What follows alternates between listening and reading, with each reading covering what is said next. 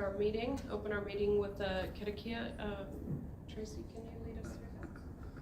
Thank you, Madam Chair. So we will karakia to start, councillors.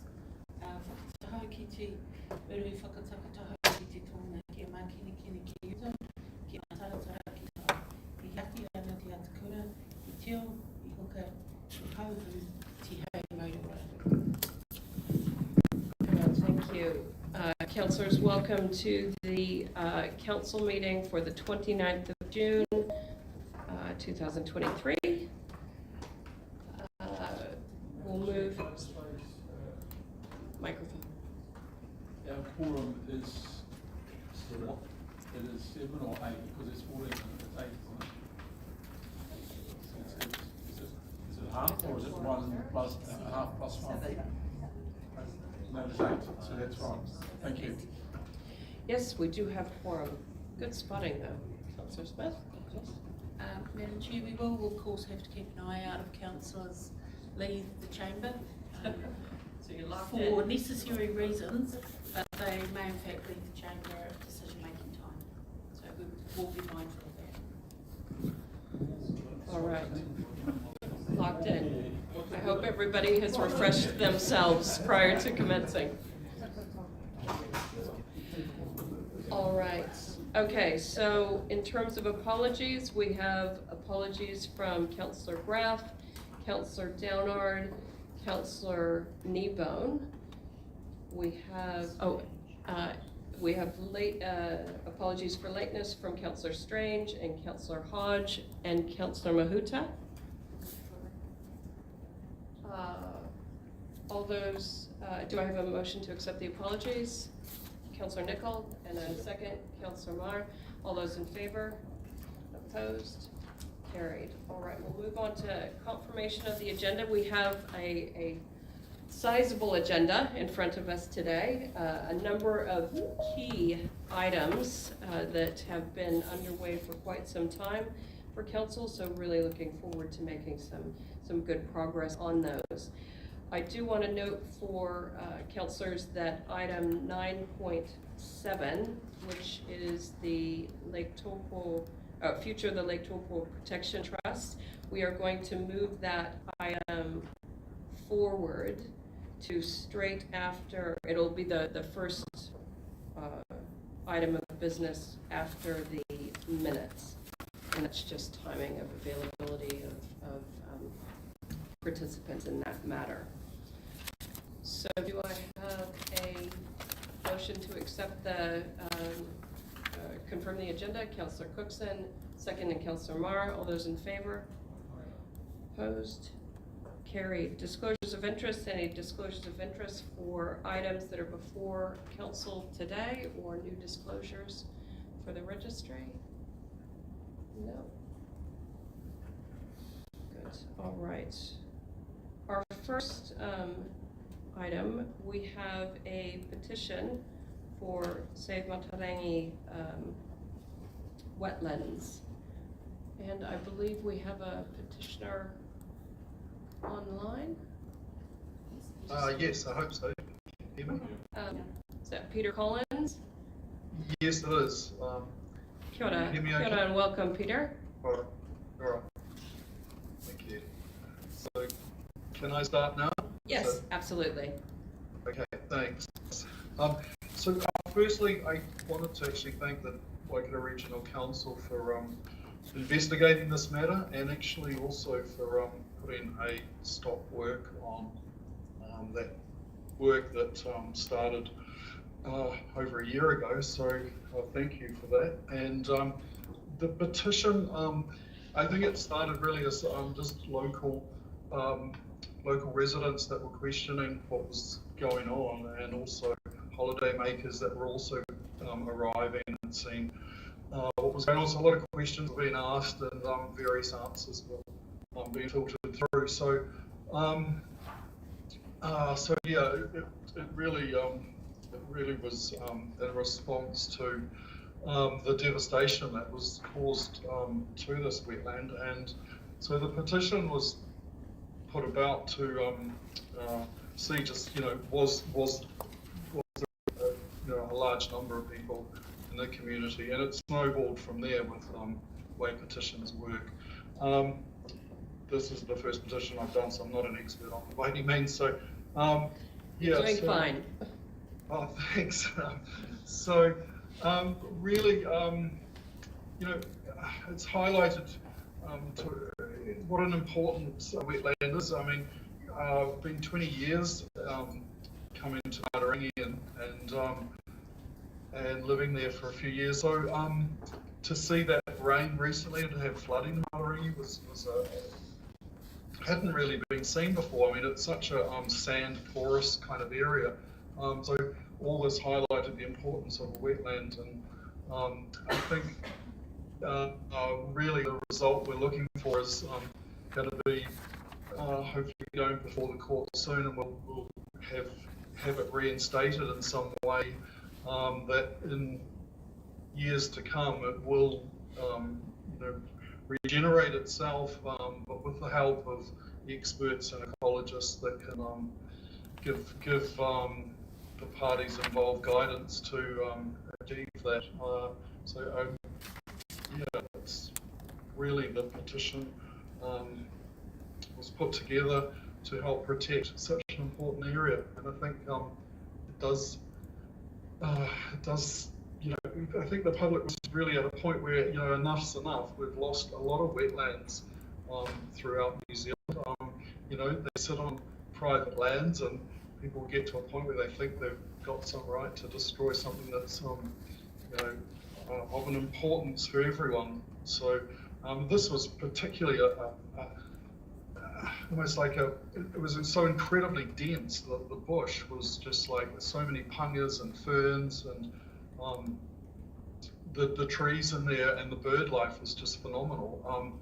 There was, you know, a number of kiwis were spotted, but terns at different times were spotted.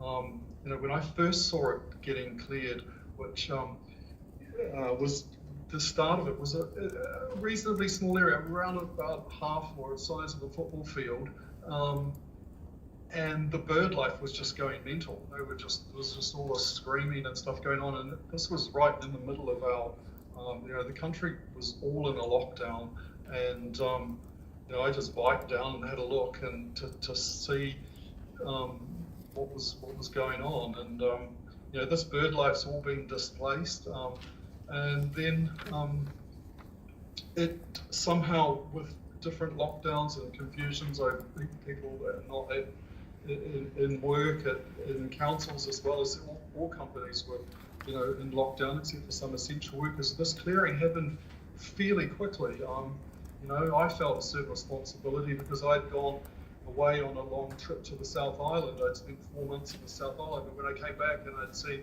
what was a football field size go to what was sitting on like 20 hectares of clearing, that's a huge area and a loss of such an important environmental area as that wetland. And I just can't reiterate more just how important wetlands are, but I'm feeling positive that the council have taken this on board, and really thank the investigators for spending so much time.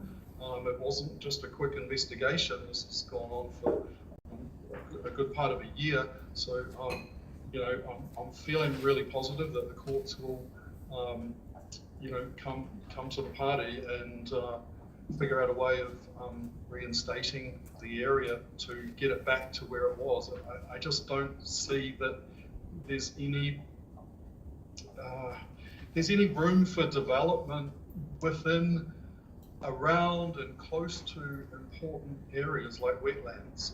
It's, you know, we're going to do developments, fine, just do them in areas that's not affecting the environment.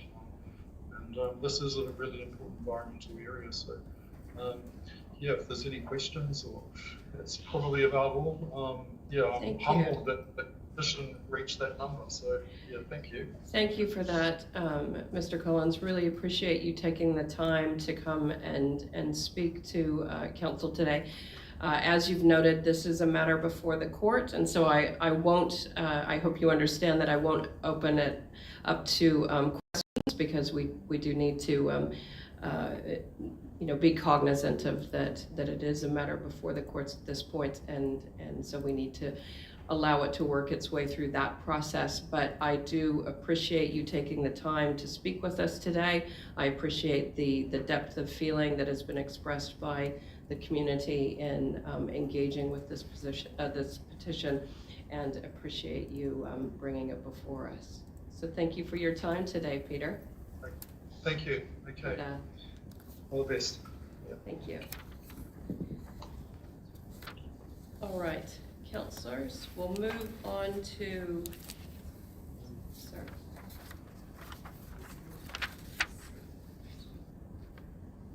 All right. So moved by Councillor Smith, seconded by Councillor Marr. All those in favor? Opposed? Carried. Councillors will note that the signatories to that petition are included in the PECS part, so that personal information was not disclosed in our papers for the council. Sorry? Can I just get Sarah to correct the record with the spelling of my surname, please? What am I doing? Oh, yes, I'm doing it all wrong, aren't I? Sorry. I should know better. Thank you. And anywhere else you did the same? Yes, I will go back and fix Thank it. you. Sorry, Warren. Oh, dear. All right. Fatal error. Okay, so we have a number of sets of minutes. I'm wondering, do I need to go through these each individually, or I saw that Councillor Marr was very efficient, that's the word, in his strategy and policy meeting, and he put through a number of them in one motion. I'm looking to you, Sarah, Madam Chair, we discussed it yesterday, and I'm happy to move that way.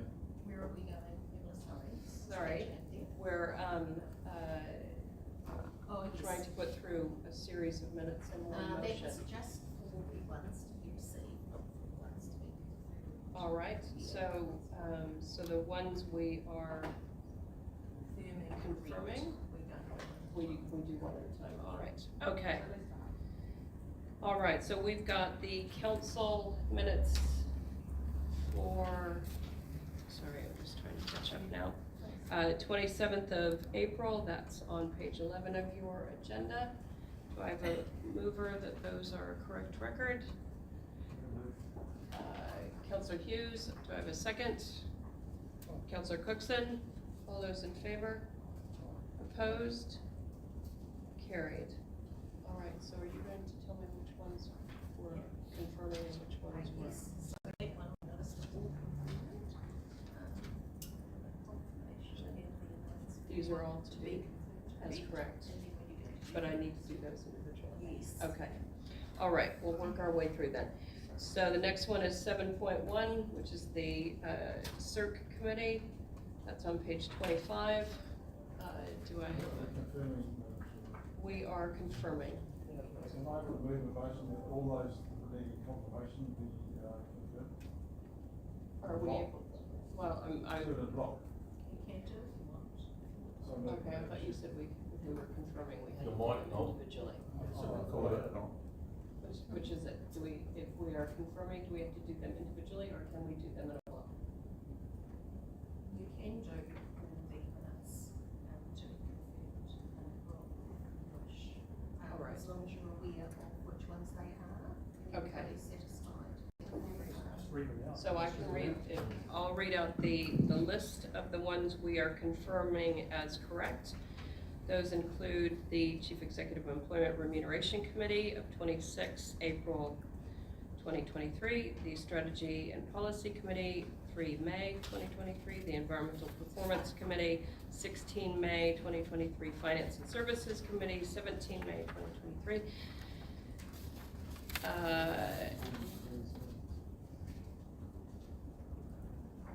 Wait a minute, no. Sorry? Oh, you've got information in the, yes, we have to go back to the consideration. individually, and what we will do is for our next meeting, we will be better prepared to ensure that ones that we can do as a block are grouped together, just for efficiency. Okay. So I've got the CIRC committee. I'm happy to move that. Do I, and a second in Councillor Hughes, all those in favor? Aye.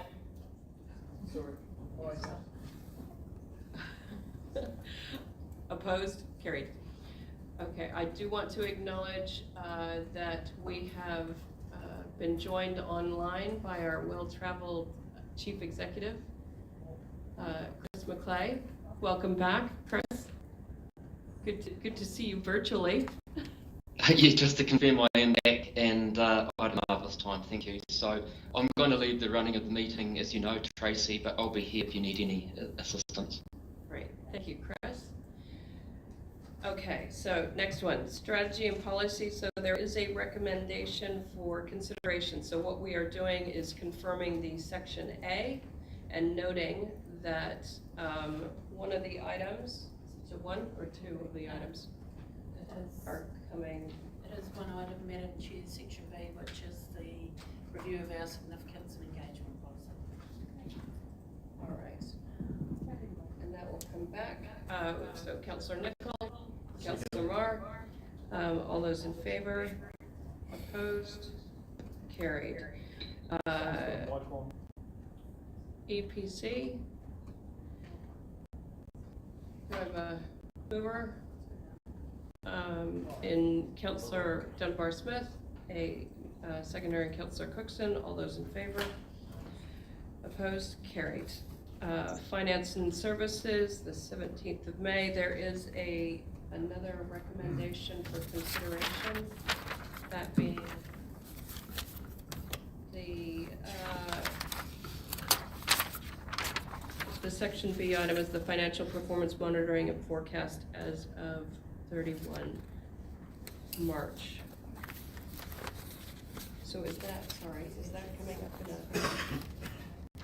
It's the B item.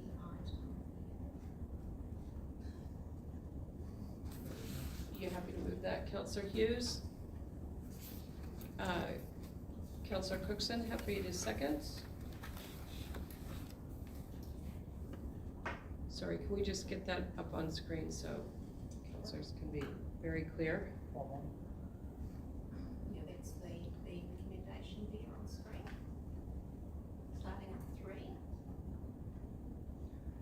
All right, all those in favor? Opposed? Carried. Okay, on to 7.5, this is the Integrated Catchment Management Committee meeting of the 23rd of May. Note that we do have an item that is coming up later on in the agenda. So we are just noting the section A items. Do I have a mover in that? So moved. Councillor Marr, and a second. Councillor Cookson, all those in favor? Opposed? Carried. All right, next we have the CIRC committee minutes of the 29th of May. I'm happy to move those. Second, and Councillor Clarkson, all those in favor? Aye. Opposed? Carried. Wait a minute, did I just get out of order? I'm right, okay. No, Madam Chair, the Integrated Catchment Management Committee was the standing committee on the 23rd of May. Now we're up to the special committee. Extraordinary one. All right. Okay, thank you, everybody, for helping me stay in line. I appreciate it. Okay, so this is the 13th of June. This is a B recommendation. And this is the one, this is the one that we're doing later in this agenda. So we are just confirming. All right, Councillor Cookson moving. I'm happy to second. All those in favor? Opposed? Carried. Next we have 7.8, which is the Climate Action Committee of the 13th of June, 2023. All section A, moved by Councillor Nicol, seconded by Second, Councillor Sparisa. Councillor Mahuta. Thank you. Thank you. Oh, yes, go ahead. Yeah, just as a favour to the new councillors, there's a large piece of work we're working on in the Climate Action Committee called the Climate Action Roadmap. We're expecting that to come up as a Section B recommendation if it's approved by the committee at the August meeting. So now is the time if someone would like to feed into that, see what they like about it, what they don't like about it, and feedback to Karen Bennett. Because when it gets to the committee next August, you know, it's all quite close to finished and hard to influence. So just giving you a heads up to get in touch with Karen if you'd like to have influence there. Thanks. Great. Thank you for that, Councillor. Okay, now we are on item 8.1. These are committees reporting to council. So receive minutes, resolution to receive all the minutes at once. Is that what we've got up? So we've got the Lake Taupo Protection Project Joint Committee. We've got Te Kopua Kagampanapa and Waikato Regional Council Co-Governance Committee, the Future Proof Public Transport Subcommittee, the Regional Transport Committee, and we are noting all of the Section A decisions. Do I have a mover for that? Councillor Hughes, and a second, Councillor Cookson. All those in favor? Aye. Opposed? Carried. Fantastic. All right, so now we are on to ordinary business. So as I mentioned, we are going to move, we are now going to move to item 9.7. This is the future of the Lake Taupo Protection Trust. This is page 224, and we've got Nicol to talk us through. Kia ora and good morning, councillors. We've also got our legal advisor on this matter, Thomas Gibbons, online, and and I know that he had other engagements, hence why we've moved the matter forward on the agenda. I'll take the report as read, but we'll highlight a couple of points in there that I think are relevant, and we'll seek clarification on any matters of a legal nature from Thomas along the way. The report is fairly comprehensive, and it's not a topic that's new to council. It has been around for quite a number of years, and the previous council had, I guess, it set some direction in terms of where they thought the trust was going and the operations it was responsible for. So over a number of years, the trust has done a great job of reducing the nitrogen load in the lake through the utilisation of nitrogen discharge reduction agreements with quite a number of landowners within the catchment, putting in place a cap and trade mechanism around the utilisation of nitrogen and the volume of it. As a result of that effort, a significant reduction in nitrogen has been achieved and sustained.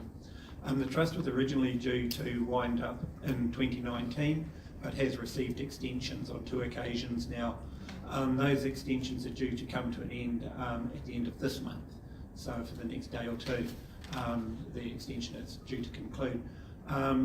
There was an independent report undertaken on behalf of the settlers by KPMG, and that report was presented back to council last year. I think it was late last year or early this year. And in that the recommendation was made to transfer the functions over to Taupo District Council. We did proceed on that basis, and the Joint Committee met in April to consider the approach of winding up the trust and transferring the nitrogen discharge reduction agreements and the management of that operation into the hands of the Taupo District Council, along with the residual funds remaining from the original investment that was made by the Crown, Taupo District and ourselves into setting the trust and its arrangements up. Subsequent to that recommendation coming from the Joint Committee, Taupo District had considered it and come back for a different proposal, which then came back before the Officials Working Group, which is a representative body of which I'm a member, in Mali, and representation from the Crown and from Taupo District and Te Whare Māori Trust Board. And the proposal put forward by Taupo District is the one that's in front of you today. And that is that the trust is retained. And it's retained from an efficiency perspective. It was recognised that the time frame to wind the trust up and transfer or novate the NDRAs and transfer them was quite complex and cumbersome, and had been made more difficult by the fact that we hadn't really ever been able to have our eyes on these things. So as a consequence, we didn't understand what amount of effort was required and what cost was involved.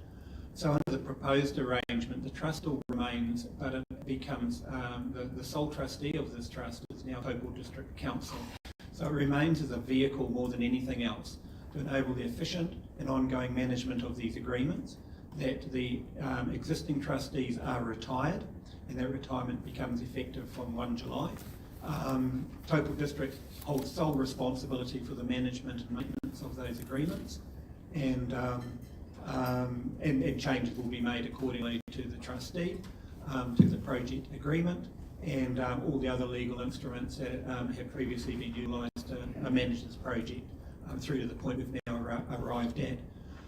It is the strong recommendation of the Officials Working Party that we accept the process that's in front of us, and we've recommended that today. We've heard from the Crown yesterday that the Minister, who is the other party to this arrangement as a settler, has endorsed the proposed approach. We're the last outstanding party to make a determination on the matter that's in front of us. Now, I'll leave it at this point for questions, but as I said before, Thomas is online and more than willing to address any of those more technical matters that you may wish to raise. Thank you for that, Neville. I am really pleased that we have gotten to this point and that we are finding a way for the finding the way forward that has already been agreed to by this council as to the direction we would like to see this travel. So I'm pleased that we've got a way forward there. I do see somebody online with a hand up. Councillor Mahuta. Kia ora, thank you. Thank you for the effort, Neville, and to the team. Just confirming that Ngāti Te Whare is in a position of support as well, because we work with them on so many other things. Yes, this is a preferred option for Ngāti Te Whare as well. They see the continuation of the arrangements in the hands of Taupo District as being one that's they're amenable to. And just for my own clarity, Neville, does that include Te Kanapanapa as well? Supporting it? No, Te Kanapanapa have not been involved in directly in these discussions. Yeah, it's the split between the delegations, the Trust Board and Kanapanapa. No, all good. Yes. Thank you.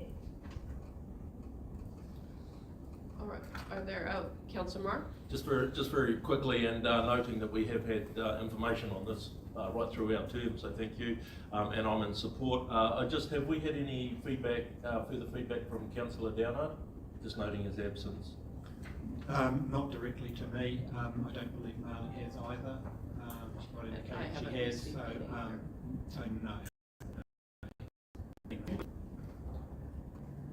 All right. Any other questions on this item? Do you have a recommended motion? We have Crystal. Sorry. Crystal Mr. CE, would you like to make a comment? Yes, Neil, if you could just clarify, or maybe Thomas could clarify, the current proposal that you're getting council to recommend is that the trust itself isn't wound up immediately, so council will still remain as a settlor, but that might change over time, and that the main difference at the moment would be that the only trustee that remains is Taupo District Council. Yeah, I'll get Thomas to answer that question, because it has a material relationship in my mind with the guiding deed of the project, and that matter is currently being resolved And as I understand it, this resolution authorises yourself as the Chief Executive and the Chair to sign off on any of those other instruments if the amendments are made. But I'll just check with Thomas on your question. Yeah, good morning, kia ora. Thomas, sorry I couldn't be there, but I'm quite sick at the moment. But to address Chris's question, the role of regional council as set law can't itself be extinguished because regional council set up the trust. But what we are doing is removing any further responsibility on regional council in relation to the trust. So Taupo District Council as trustee would take over all those responsibilities, and regional council wouldn't have any further role in an ongoing basis, except to the extent that regional council wants ongoing reporting, wants to have a monitoring role, and of course has some statutory responsibilities and roles to carry out. So the set law role itself can't be extinguished, but as I said, the responsibilities can be removed. That's effectively what happens here. And so the joint committee would cease to exist as well? That is my understanding, is that the reporting would change and be coming directly from the trust to the settlers, from Taupo District's trust, in whatever form that we choose to require it. And those are the matters that are still to be determined through these ongoing arrangements. So I'll just check again with Thomas, my understanding is correct? Yes, that's correct. All right. Are there any other questions? I'm not seeing any hands up or lights on. So moved by Councillor Hughes. Oh. Currently, Tippa is not online and Noel is out of the room, so then you Sorry, don't. we have lost our. Katarina. We do have our quorum because we have Katarina online. Welcome. Sorry, James, I am watching that. Kia ora, Pemana. Sorry for lateness. Nope, we're walking a fine line today. So good. We've got a mover in Councillor Hughes. Do I have a second in Councillor Marr? All those in favor? Opposed? Carried. I am pleased we have made progress on that. Thank you. All right, so councillors, in my bid for efficiency in the minutes, well, now we have to circle back. So we have to go back to item 8.3. This is on page 102, 8.3. These are the future-proof public transport subcommittee minutes. There was a section B item that needs to be addressed by council and is not associated with any other items in this agenda. So, so we've got a mover in Councillor Nicol, and I'm happy to second that, but just wanting to give opportunity for any,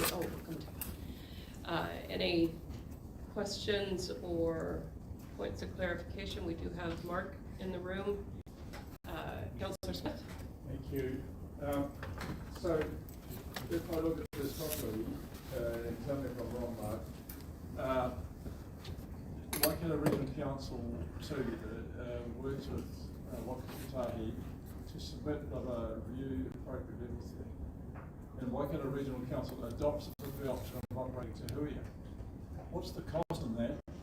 And is it budgeted, or does that put an obligation to increase the levels of funding in the LTP without having that discussion? I'm primarily interested in the commitment to increase from that. Through you, Madam Chair, this is independent of any funding decisions of Council, which will be done through long-term plan process. The importance, the reason why the adoption of this is important as a preferred option is because of the relationship with some of the other moving parts that if the council were to choose to take the option post 2026 of operating within the City Rail Link environment, those other parties that are planning for the implementation of upgrades to the Auckland service need certainty of what that starting position would be. So what it really is doing is it's preserving Te Hui's option to operate within the Auckland network. It's not making any commitment in respect of funding to meet those service levels. What it also does though is, as it relates to some of the other resolutions, it does provide staff with some direction as well to start that long-term plan conversation about service level setting. Again, those aren't prejudicing the council's budget setting decisions through long-term plan. I hear what you're saying. I'm not sure how that's going to work out in practical terms, but yeah, preferred options generally lead to funding options. So I understand the difference. I'm just nervous. Thank you.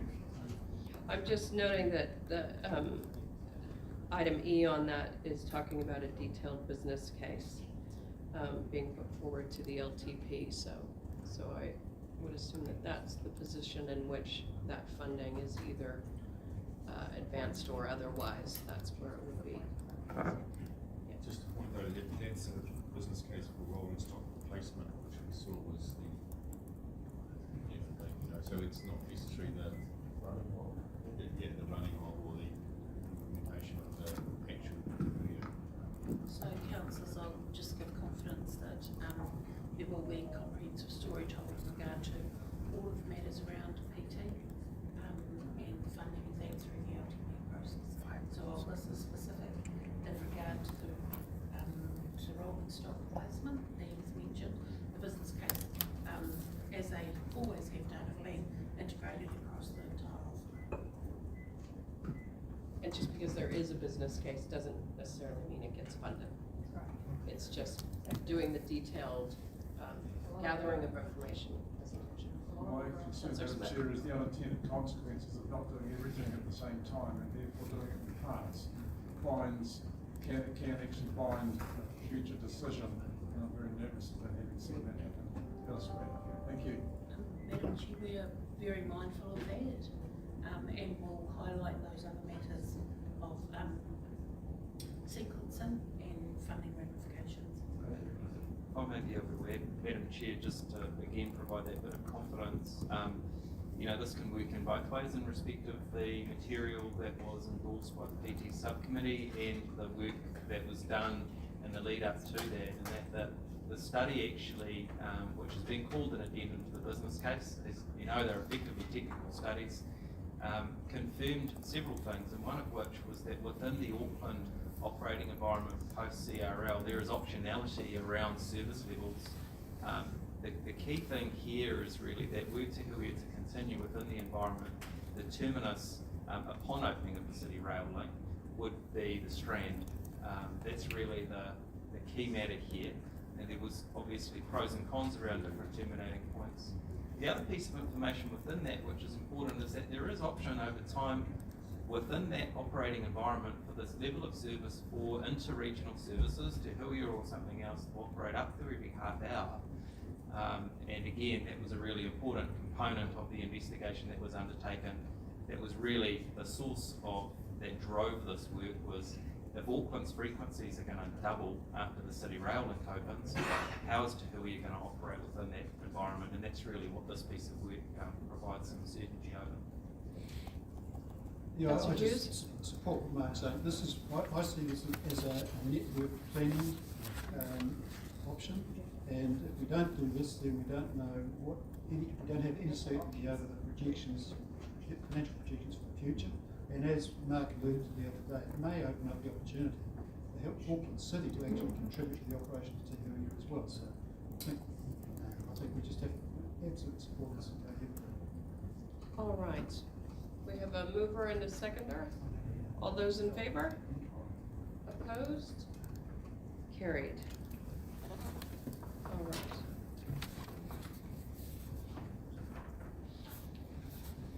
Okay, now we are on to item 9.1, our health Safety and Wellbeing Report for April-May 2023. We're joined by Marie Fullerton. Welcome to the meeting. Kia ora, Madam Chair, councillors and for those online. I'm here to speak to the report, but take it as read, and we'll concentrate on the 3 items. Sorry, there we go. Is that a bit better? Oh, there we go. I can hear that.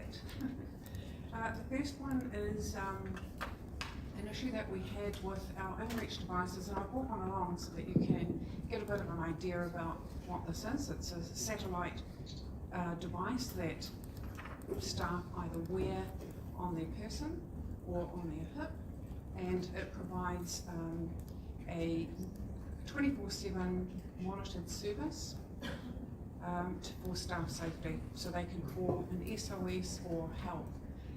What a staff member was doing is doing a monthly check to check that the device is connected, working properly, and they found a fault and reported this. And the importance of this and the speed in which the person reported meant that this global outage of this Garmin product was the company could send a message to all users across the globe, and it took about 12 hours to fix the problem. So, we're saying great on our staff member for doing the check and for escalating that. If there are any questions around that, we can take that. Councillor Hughes? I'd just like to ask if there was an evaluation done before the commitment was made to purchase these items, which I fully endorse the safety taken involved in it. But these things have actually got the same technology in them now, and whether there was a cost-benefit analysis done between upgrading our people at risk in the field to a mobile device which performs the same function, that you need to do. Just asking if there was an evaluation done of that option. That's a very good answer on 2 points. We put these in place about 7 years ago.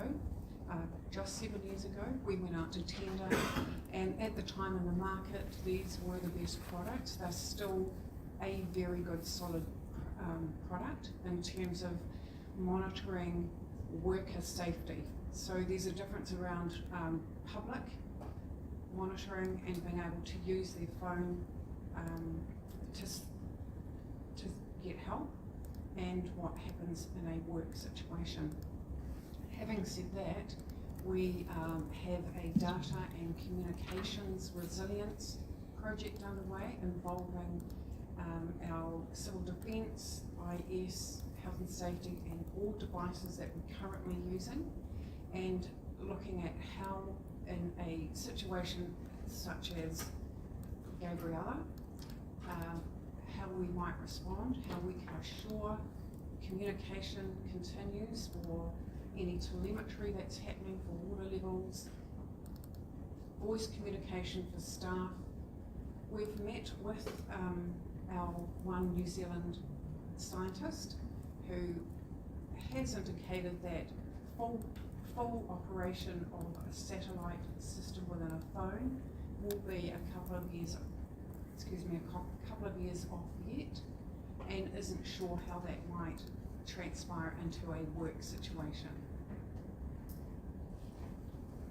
Maybe I'm not explaining myself, but and I don't know what capabilities those devices have got. Please now connect to satellite under emergency situations.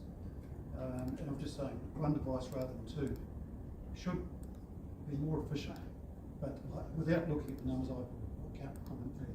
Yeah, yes, we may end up with that, a one solution. But I don't believe one solution is the answer. I think it will be a mix of RT, maybe satellite function, maybe cell phone apps, and it will depend on your location and the type of work that you will be doing. So I think it will take us a bit of time to work through this, but we will bring that solution to you in time. Thank you. Any other, Councillor Smith? I'd just like to endorse the fact that been in emergency situations when I was in the police and a controller, having alternate systems when one goes redundant is absolutely vital. So while I agree with Chris that the Vodafone or One Network will give coverage in time, I'm sure all the other networks will too, but to have alternative options is probably the best practice. Mm. I certainly heard that discussion around the regional sector group post Gabriel, that those councils who had reverted to just one solution found themselves in a bit of a pickle. So yeah, so certainly endorse ensuring there is redundancy, particularly when it comes to health and safety. All right, any other questions on this report? And online? I'm just going to ask about yes, threat, Councillor suppression, Dunbar Smith. violence. Yeah, sorry, was that around the psychological risk? I don't know, you've just got listed here too, threat, suppression, violence, and indication that there's been more incidents this month than there have previously been the last year overall. Yes. Agenda page 1, 2, 3. Yeah, so that's around our incident reporting actually. It's up to 40 for the month, and it's almost a record that we've ever had. I think there's three things that Sorry, that's total incidents? Total incidents. Right. And if you look at the 15 were near miss reporting, I think that's attributed to several things, which is we've been pushing this message, as you know, about near miss reporting, and staff are feeling very confident that if they put a report into Dempstra, that something's going to happen. So it's around feeling confident about that. And also this is a very busy time of the year, and our June stats are looking very similar to what we're seeing here. They are definitely on the increase, which is a great thing. We need to have these reports. But just to clarify Councillor Dunbar Smith's question, he's specifically asking about the 2 incidents of threat, aggression, and violence. Are you able to elaborate on those incidents? Yes, I can. One of those, our staff were over at Steel Park over in Hamilton East, and they were testing a drone, and they had a member of the public feeling very upset about what that drone was doing, and become quite violent, so they had to pack up and leave pretty quickly. The second was around a compliance notice being issued, so that was a little bit of aggression. All right. Just wondering where we would see trend data, particularly in that threat, aggression, and violence level. I just note that conversations that I've had with other councils, that has been the subject of discussion, a concern that there has been an increase in aggressive behavior towards either councillors themselves or staff. Just wondering if we... Madam Chair, I was just wondering if I could make a suggestion in relation to this is our final report for the 22-23 year, so whether at our next council meeting we do some of that trend analysis for the past year and bring it back and see if there has been any increased incidents and any of the matters reported. Thank you. Yes. Would that be with prior years? Because within a year that may not be as informative as prior years. And the other issue is if you've got 2 this year and 4 last year, that shows a 50% decrease. But, you know, it's Yeah. Well, I'm sure that will be taken into consideration in the analysis. I've got Councillor Marr and then Councillor Cookson.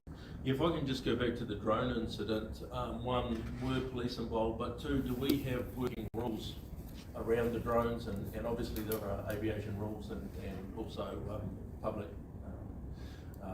flying over people's houses and stuff like that. So just a question, did we bring it upon ourselves, or was it someone just took exception to the fact that there was a drone over a park? I think it was the latter. We do have good procedures and processes in place for the use of drones.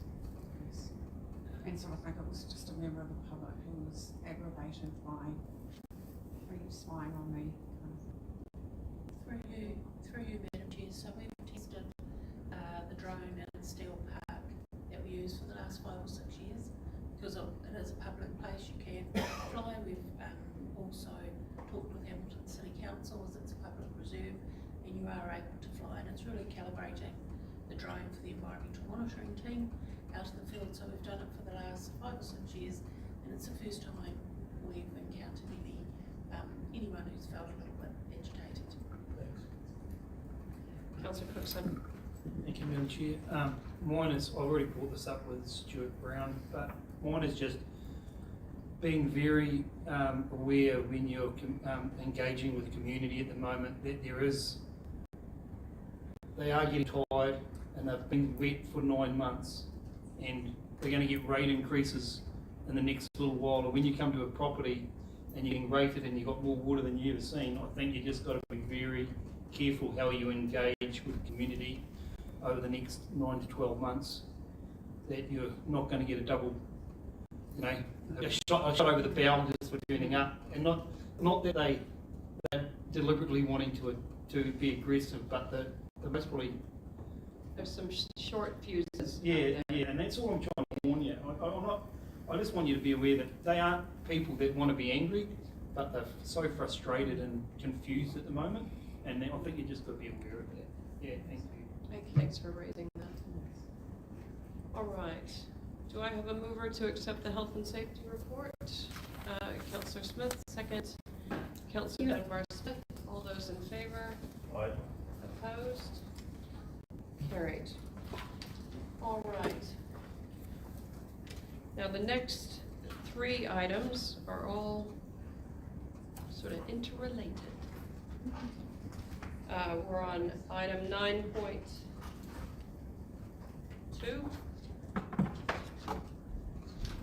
page 128. This is the adoption of the 2023-2024 annual plan.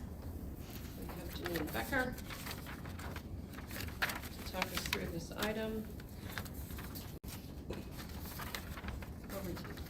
Thank you, Madam Chair, and good morning, councillors. So, very pleased to be able to present to you today the final 23-24 annual plan document. This reflects the budget the council signed off way back in February this year. I guess in the development of the annual plan, council has had to steer that really careful course, needing to balance the need to address those external economic pressures with the impact of rates increases on our communities. And so while the increase in rates is above the level signalled in the LTP, it is below the headline CPI inflation that we've seen at this time as we've been setting budgets. The plan really is very much in line with the direction set through the LTP. It has been those external factors around inflation, interest rates, and the like that have seen the most substantial impact on the resulting rates revenue increase of 5.4% to existing ratepayers. As always, and Councillor Cookson, I guess to acknowledge your comments just on the previous item, we must acknowledge that the impact of those increases in rates revenue sit very differently with different parts of our community, depending on the location, the value of the property, as well as the services that each ratepayer receives from this council. And so to try to provide a little bit of context to that, we have included within the report that sort of distribution of the rating impacts. Now, while that represents that for 85% of our ratepayers, the increase is less than $50 per annum, we do acknowledge that there is no such thing as an average ratepayer, and there is a part of the community that will be much more impacted than numbers spoken about when we talk broad averages. In terms of the overall increase though, note that that is slightly lower than where council had landed in February, so I think we've sort of landed at 5.7. There's been no magic that's happened in the meantime, other than as we've run those through our budgeting process, budgeting model, we have been able to bring that, the actual impact to ratepayers down to that 5.4%. So with that, happy to take any questions. Councillor Hughes? Madam Chair. Janine, thanks very much for that, and it's extremely encouraging to see that we've come to the number which I think we've known at the time would settle it a lot easier with councillors around the table when we're having those discussions, which became a bit uncomfortable at times. And I would like to, it's unfortunate that we don't have a meeting in the room to report the fact that the number is actually lower than what was originally reported. I'd like to encourage our media people to make sure that information gets out to our ratepayers. Thank you. Councillor Dunbar-Smith. Oh, I was just going to, reading that 5.4 and thinking, have I got a problem? Did I misunderstand? I agree on. It's like, you know, I was going to ask you for a technical explanation of where I got it wrong, but it's great. It's good news. So, yeah, congratulations. So, really Christmas. I do think it is fantastic news. We already spoke this morning, Janine, about that was a happy outcome from my perspective, because I think we have been able to as much as we can strike that balance between undertaking the work that we have before us in terms of the LTP and the necessary endeavors of this council, but being very respectful of our community's ability to pay their rates and addressing that affordability issue. So really positive from my point of view. Councillor Smith. Madam Chair, one of the issues when we went out with that 5.8 that came to my attention from a very experienced comms person was that it said to me it was one of the best messages they had heard in the rating space, insofar as the key message was we've achieved below the current level of inflation. And I just would suggest you build on that with this messaging. Thank you. Great. Just out of interest, Janine, do we know where that sits in relation to other regional sector? Through you, Madam Chair, I have seen that there's been a survey going through regional chief executives in terms of where the sector sits. Certainly it is at the bottom end. The sample size when I'd seen the interim results wasn't large, but anecdotally I think we hear that other councils are much higher. I think when we had Brad Olsen in for a workshop, he'd noted one council that he was aware of with a sub 5% increase, and he was rather surprised by that. So I think we're in a minority in terms of being able to actually present a budget of this nature in the current environment that we're operating in. And still facilitate the work that we and have to certainly deliver still on, not, which I think still is not have to trade off decisions around what services we're providing. Can I move this Oh, before sorry. someone makes a change? Councillor Nicol. I won't repeat what others have said, but well done, Janine, and to your whole team. This is always a massive piece of work, so thank you very much. All right, I heard we had a mover in Councillor Hughes and a second in Councillor Nicol. All those in favor? Aye. Opposed? Carried. Well done, everyone. Fantastic. All right, now we are on 9.3. This is page 133. This is the rate setting report. Is this you as well, Janine? Yeah, thank you, Madam Chair. So, with council having adopted its annual plan, this report is really the mechanism by which we give effect to that plan by the setting of rates. So the whole report is effectively a resolution for you that just puts in place and allows us to strike and assess those rates for our ratepayers. I do need to note one very minor 3 of the agenda, where the total revenue requirement for the permitted activity monitoring rate is missing a number. So that should read as 1810189. Sorry, what paragraph are you on there? So it's page 153. 153? It's just Right. Paragraph 112. There's just a digit missing from the number that's included there.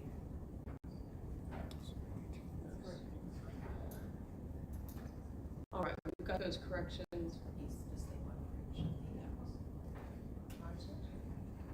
All right. Any other questions? Councillor Hughes? Without wishing to prolong this agenda item, Janine, I just wonder whether it would be useful for you to give the councillors in the room an overview of the effect of the revaluations on rates, which is not evident coming through in here, but that's going to be flowing through into particularly the targeted rates figured out there, which may come as a bit of a surprise. 4% is only a part of the number. Through you, Madam Chair, it's probably, it's noted in the previous report in terms of the adoption of the annual plan, that we have had 3 district councils in the region revalue this year. I think it's important to remember that revaluations don't change the total amount of revenue that council collects, but it will absolutely change the distribution of that liability for rates within the community. So the three areas that have revalued this year were Otrahona District Council, Taupo District Council and Waipa. Those movements and values, as you can probably appreciate, have been fairly significant. And so we will see that revaluation impacting some sectors of those communities to a much larger extent than others. Unfortunately, there's not a lot we can do about that. We do, from a general rate perspective, take those valuations into account and try to equalise it as if everybody had revalued at the same point in time.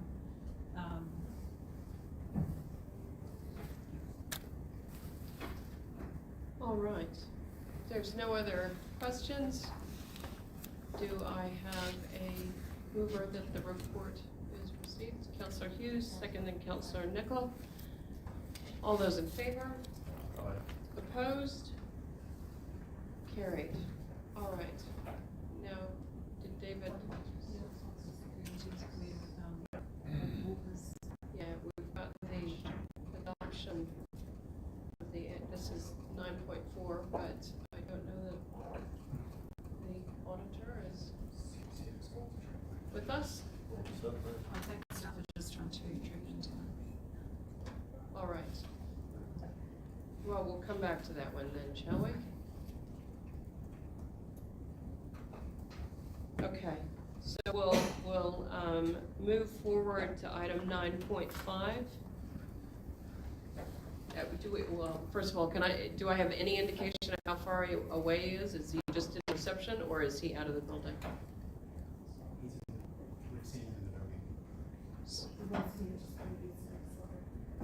Okay, because I don't want to move forward if he's just moments away.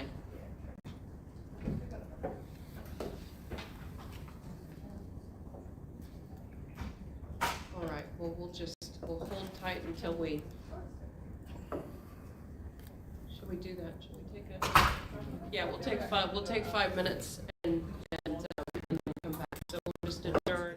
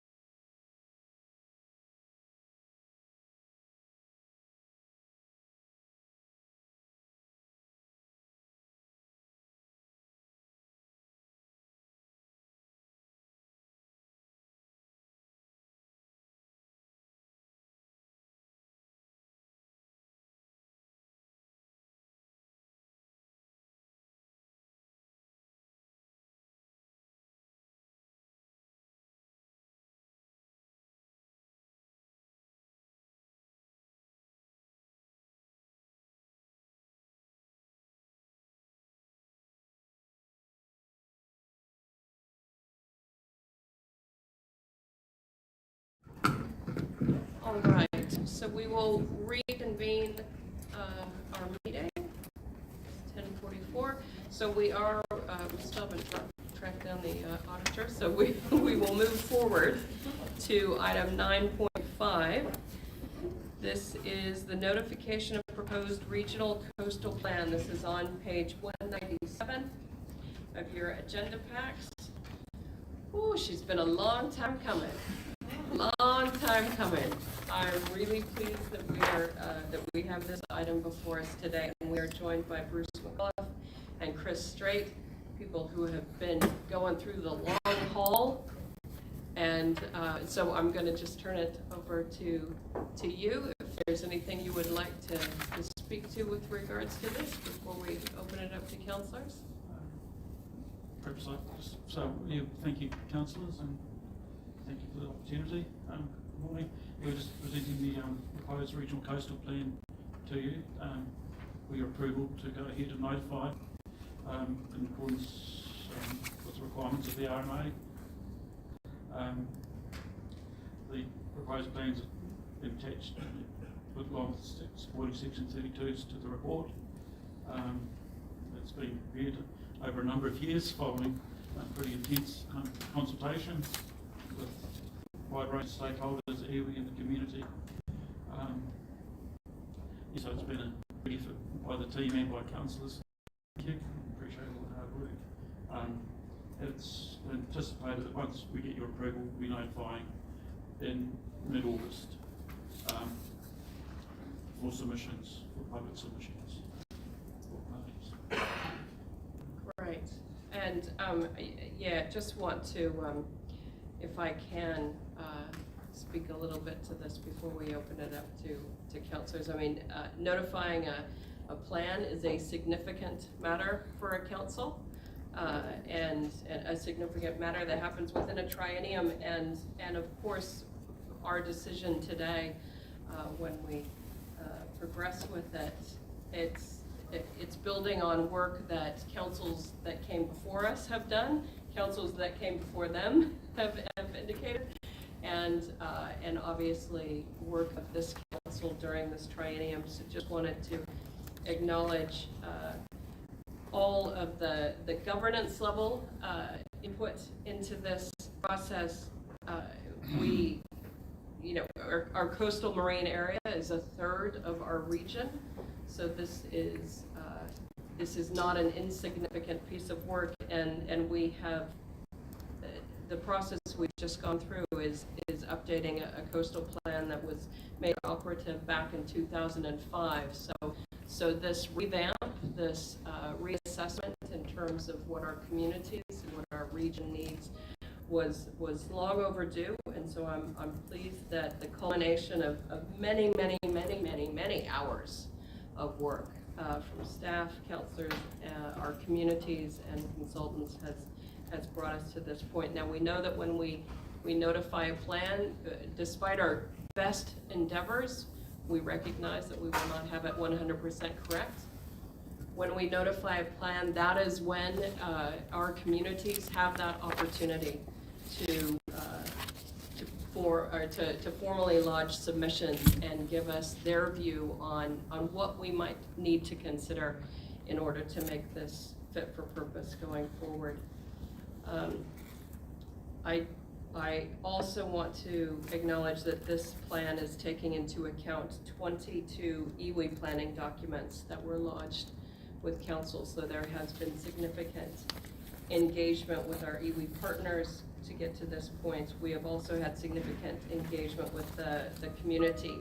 We had 4 rounds of community engagement for this coastal plan back in 2019 to 20, again in 21, again in 22, and again in 23. So there have been a number of opportunities for us to get feedback in the development of this plan to this point. There were over 20 hui that were hosted, again, to allow us to learn from our community members and reflect their views in the development of this document. There were also 22 councillor workshops over 3 trienniums, 100 100+ hours of councillor engagement to get to this point. So thank you again to all of the previous councillors and to our current councillors for what you have put forward. Councillor Dunbar Smith. Yeah, just to note, strangely, I like reading the section 32 evaluation reports regarding development. Of course you do, Ben. and I see it's not there as a link, so on our documents here, it's just got a DOS number, so I can't get access to it. Madam Chair, that was sent out to council, the link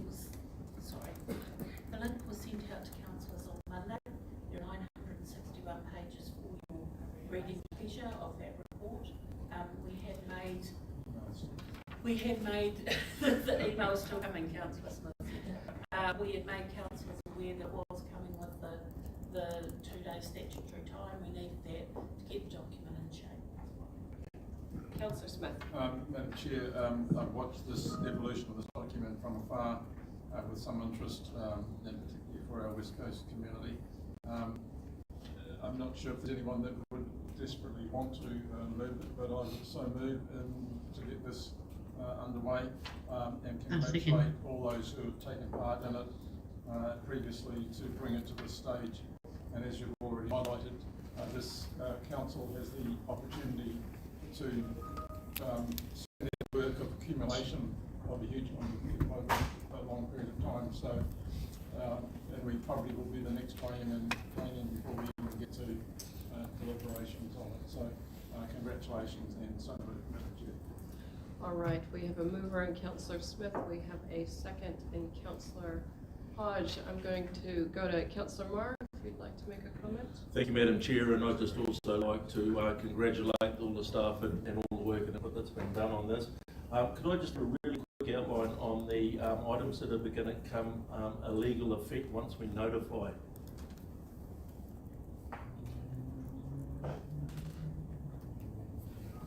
I just let that go.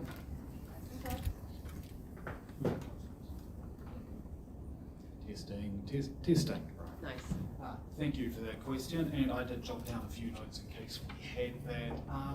Immediate legal effect, there's part of the Act that says certain rules that relate to certain matters do have immediate legal effect, and the whole idea of that is if a council suddenly needs to protect something, it stops people getting in resource consents while the plan becomes operative. Now, because this is a regional coastal plans work differently to district plans. In district plans, if there isn't a rule, you can do whatever you want. In a coastal plan, if there isn't a rule, you require a resource consent.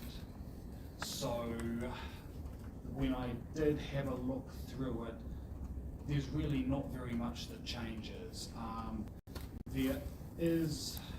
There are not too many rules around discharges to air or protection of historic heritage. But if they're very discrete matters, and if someone was looking to affect any of those values previously, they would require a consent just the way the plan works. The rule coming into effect means that there's a little bit more direction. And the only aquaculture is the major one that would change, but because there's a current prohibited rule on new commercial aquaculture, that doesn't disappear until the proposed plan becomes operative and the old plan vanishes. I appreciate that, and just grammatically, Tracy, on number 7 of our motion, I think there's an apples in there. Yes, apples. Thank you. There are apples in the coastal marine areas. Okay. All right, and I am informed that once we notify, we will be putting out fact sheets so that that our community members can easily and clearly navigate what is being notified. Oh, yes, Councillor Mahuta.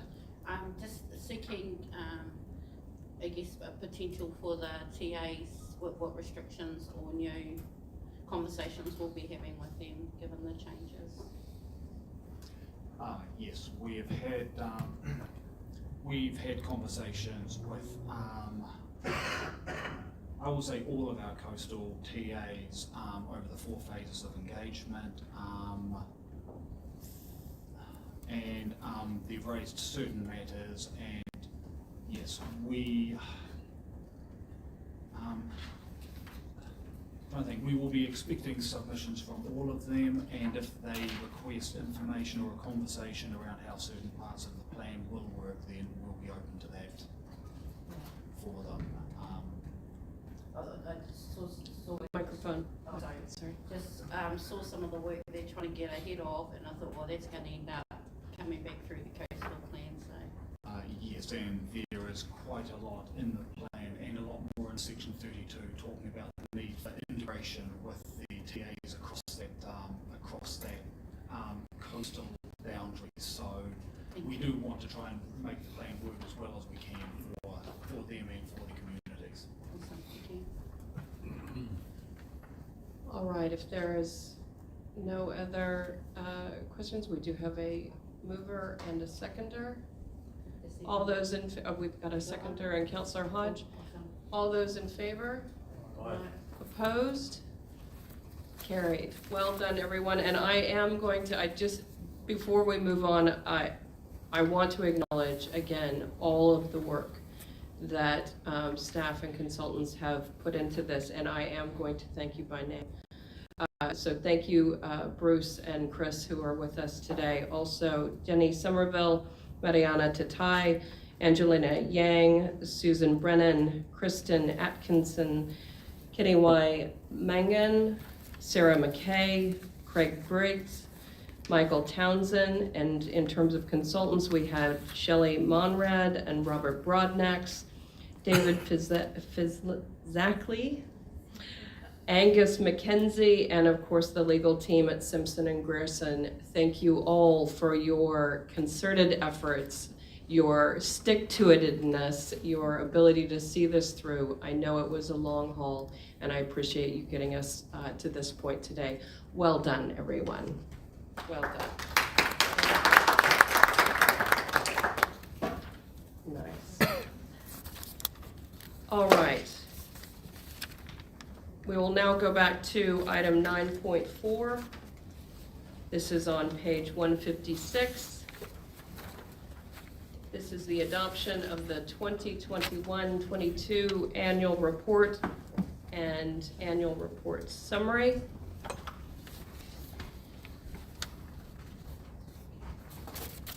We've got Janine and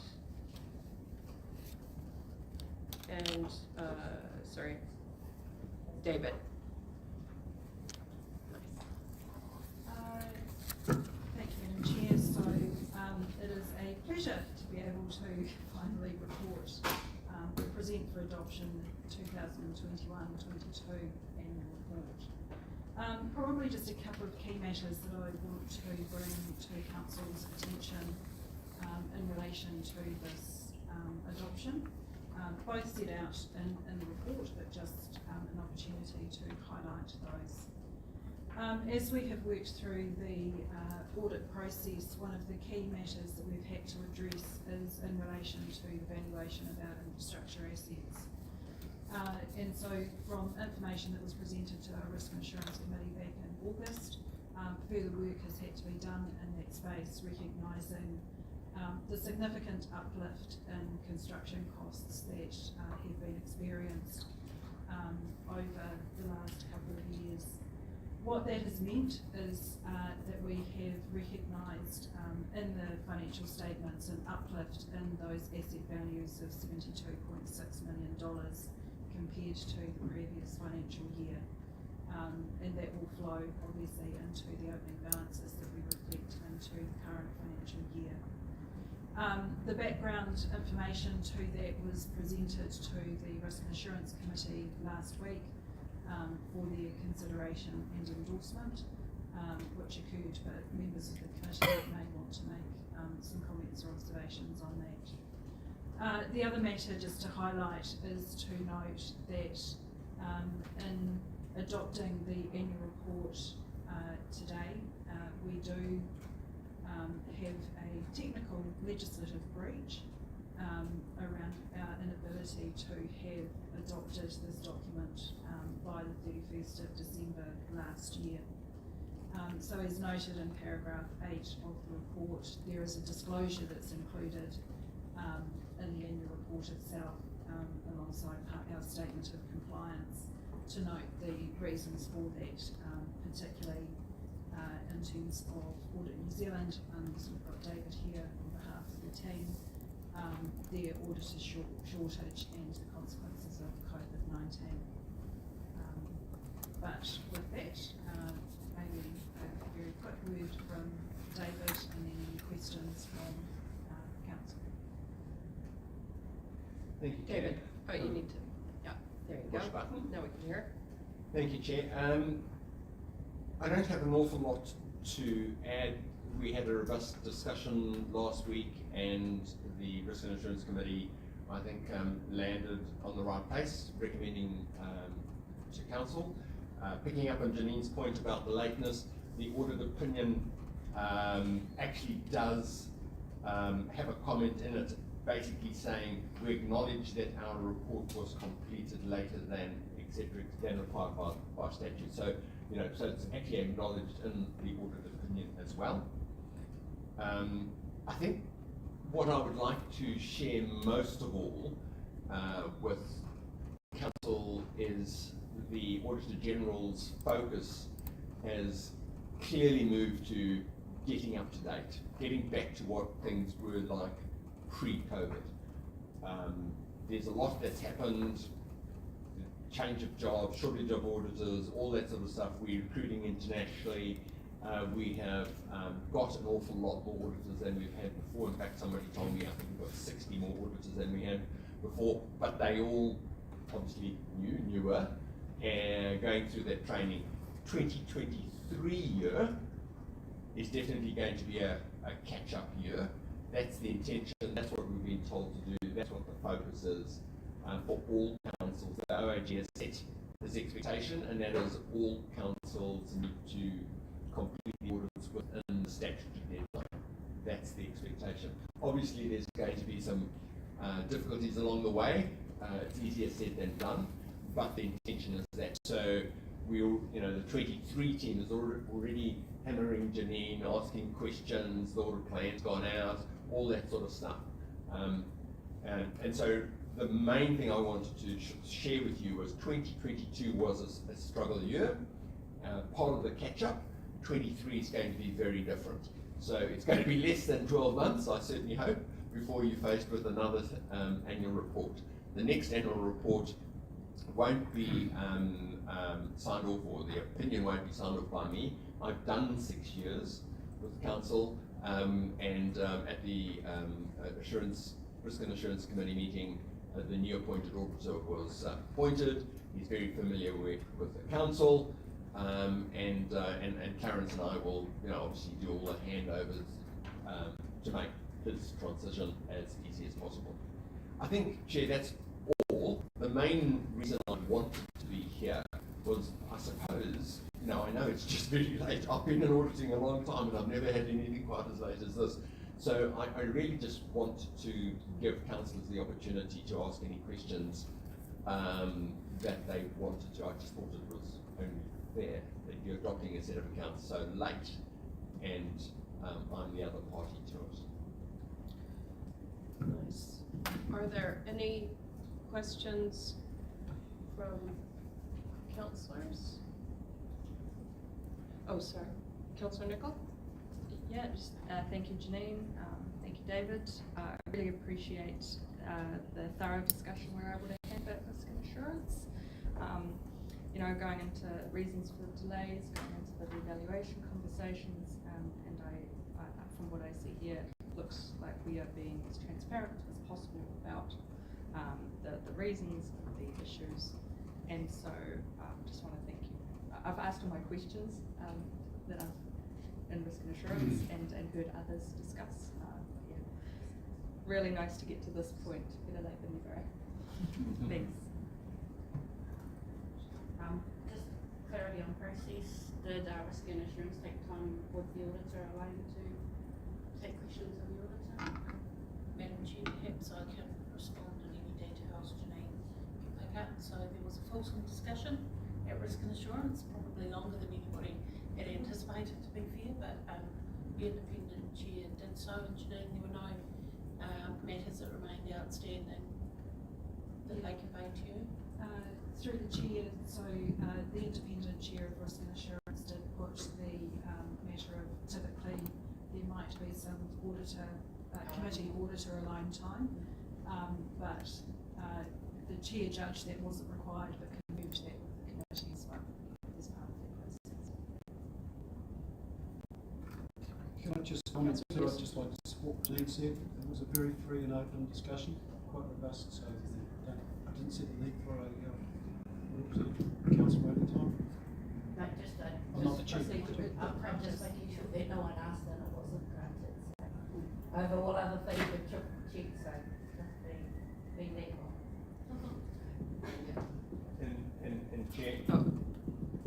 And Chair, just if there's any doubt, I can confirm I was comfortable with that.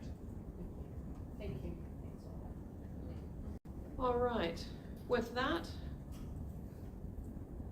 we've got a motion that the report is received and that pending any minor changes, we've got a mover in Councillor Hughes, second in Councillor Mahuta. All those in favor? Aye. Opposed? Noting, would you like that noted? Yes.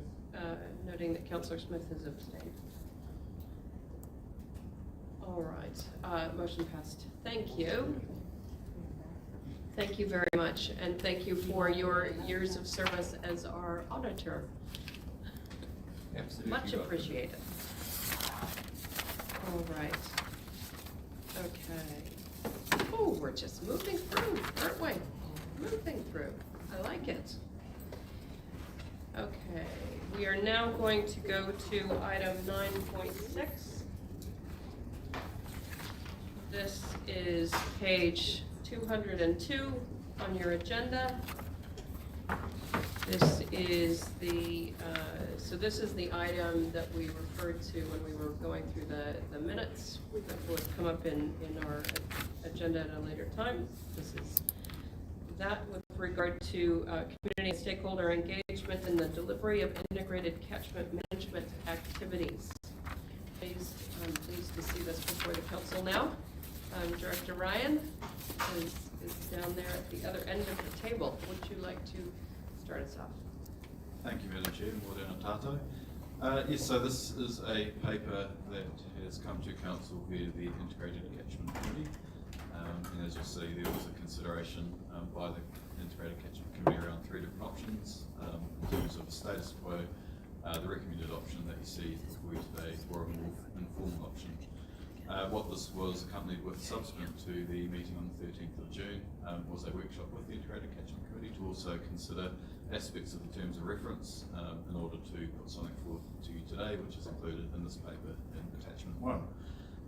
To reinforce a couple of points, so I guess previously, the Council has had varying arrangements around catchment community connections, ranging from quite broad catchment committees across the entire region a couple of trienniums ago, right through to the recent arrangements last triennium, which had a focus on flood protection and land drainage in the Waiho, Piako and Lower Waikato zones.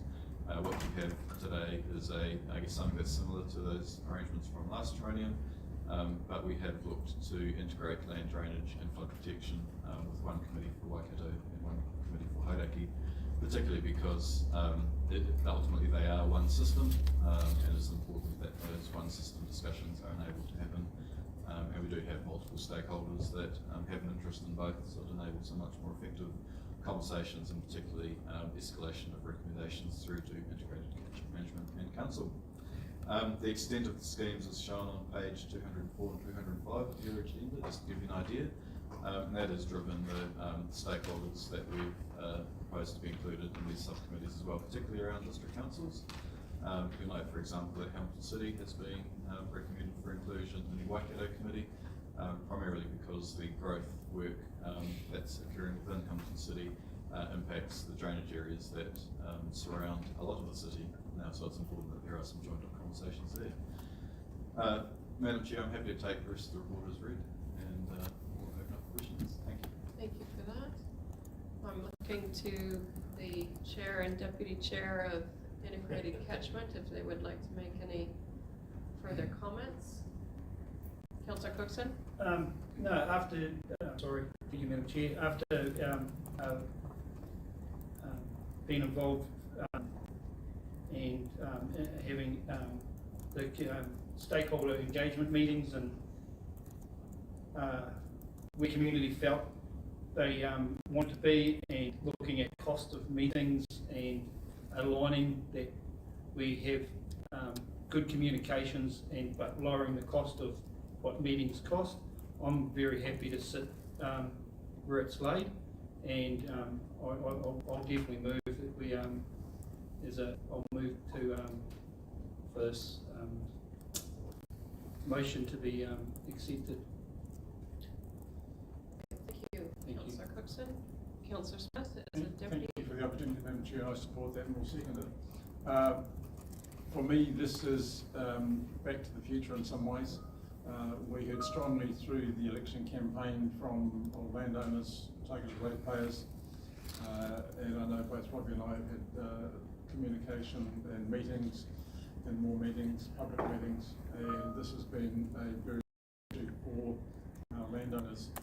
And so in the construction of the committees, we were mindful of having balance and also making sure that our key stakeholders, and yesterday I took the opportunity to, at the joint committee with Waikato Tainui, made them aware of what was going on, and following the meeting I was asked for some more detail and provided that to Mr. Turner. So look, this is not necessarily the perfect option or the optimal option, but it is taking into consideration all of the competing issues, cost of servicing, meeting the needs of the ratepayer and giving them a voice. I think what is we've landed on is reasonable. It also doesn't stop us coming back in 12 months and asking for a tweak. And even the terms of reference will be one where we may need to come back depending on how things go. But just to give a little bit wider context, once these committees are up and running, and hopefully you support that recommendation, is that we are looking to go out to the drainage committees in particular. They existed and shown on page 205 in the different colours, and bring those informally together in their previous numbers or similar, and get their thoughts, and have the representatives who are on the committee present, obviously, and those would be part of that grouping, but bring those wider issues through those representatives to the subcommittee so that we are including as many people as wide as possible, but not necessarily in a formal sense, and that could well be the model for other areas should communities wish to take the options up. So we have, while it's not, everything is not able to be put in this paper, Robbie and I, Greg in particular, have been certainly working with various communities and members of the community.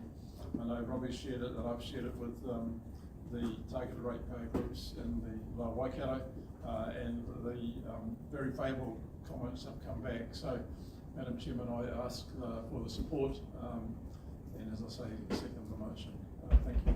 Thank you for that. I've got Councillor Hughes, Councillor Hodge, then Councillor Mahuta. Councillor Hughes. Yeah, look, I'd just like to, I know I'm not directly affected by it, but I know a lot of people who have the vacancy, and I'd like to thank Greg and the WRC team and Robbie and Noel for the time they put into this. We put a tight deadline on it, what we call it. Months ago, that deadline is going to be met. This reference is passed by the ratepayers, and I fully support it. And I'd like to just call on from the members. I'd like to think that we need to be able to engage more actively and more fully with the expertise which is embedded in the ratepayers out there, and their knowledge and their ability to be able to assist regional council to deliver projects hopefully more efficiently. But to me, it's a win-win for everybody, and all I can do is encourage it. Hopefully, we see more of it in the future. Councillor Hodge. Good morning, Kato. Greg, I was wondering what happened to Waipa? If I remember in the last triennium, they always asked about where do they sit in having a subcommittee, or how do we relate to that lot in Waipa. I just wanted to know why are they being left out? There must be a good reason for it, of course, but it'd be good to know why. Yeah, through you, Madam Chair. It's around the scope of the committees, which are very much focused in this area around our land drainage schemes and getting, I guess, those stakeholders around the table that have an interest in the management of those land drainage schemes. So primarily around the northern Waikato, but certainly getting into around the Hamilton City area. Okay, but if you remember quickly, a subcommittee corridor last year, for instance, was around those people who are involved in Waipa finding a way to get together, and of course Grant, when he was the zone manager there, I think he would still had to do a lot of it on hop. I'm not saying to do one, but I just wondered where or how do we see that lot over there, if ever they do want to get together and have a conversation with their constituent councillors going forward. Yeah, and through you, Madam Chair, I think that speaks to some broader opportunities across the region and different models that are available. Certainly what I've indicated is a particular interest right now around our scheme communities, but there's certainly broader interest in our catchment communities coming together using whatever model would be appropriate. Okay, thank you. Thank you. Councillor Mahuta. Kia ora, I'd like everybody else, like just to mahi to the two chairs for progressing this work so well, since it hasn't been long, and to your team, Greg, for providing the opportunities. And I've read the TOR, but I just wonder if we could name it something else. And it's a little thing, but then it is something different. It's not under the old integrated catchment management framework, because that would assume, as we Waikato got to, is that it's integrating the catchments from the whole region, where it's only 2 catchments we're talking about. By that, I would rather have something to do with resilience in there, for the main reason that we want them to, we want to build the resilience of that community in those catchments to progress their activities. I worry if it stays in the same name, former members or former staff or everybody that used to work for integrated catchment thinks it's that, what we used to do in that space. It's a small thing, but if just change one word even, and then it's not the old thing. You get what I'm coming from, Greg? So in my mind, for my 9 years here, integrated catchment was the whole region and its catchments. This is 2 catchments, so it isn't that. So happy to take the direction of the community, of the committee, of council in that regard. Catchment enhancement, catchment resilience, I don't care what you call it, but it's not integrated, because integrated in our previous, I know for this term that's what it means, but there's too many years of integrated catchment meaning the whole region. So at this stage, both the committees, so one is suggested to be named the Waikato Scheme Subcommittee, and the other one is the Hauraki Scheme Subcommittee. So those are the 2 names that are proposed at the moment. Yeah, to the integrated catchment committee. So I'm just saying. So there's no integrated in the it's actual the internal one here, It's still the integrated catchment committee. It's reporting to the integrated catchment management committee. Yeah. I'm just trying to figure out where cut to jump from, but I get it now, because Waipa, all those other South Waikato, Coromandel, I know they haven't asked, and we expect them to maybe ask. But. Well, as I understand it, Greg, the intention is we've got this far with these 2 areas, because there was very specific interest and a very strong ask. There is absolutely, as I understand it, the intention to have further conversations across the region to come up with avenues for engagement that are fit for purpose for those communities. Yeah, I just think that's good. We should think about it, because we are creating the expectation. So if we just called ourselves the internal committee, then catchment management for the regional catchment management, that just takes it away from what it used to be, is all I'm trying to say. Because when I was in those subcommittees, they moaned because it had to go through too many levels of decision making. Even though the delegation is clear to me and the TOR, I don't know that it'll be clear to new or returning members.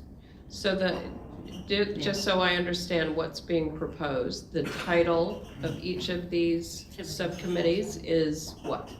So the first one is Hauraki Scheme Subcommittee. The second one is the Waikato Scheme Subcommittee. So you feel that those need to be changed somehow? Are you proposing a change? The or scheme, who are members of the scheme?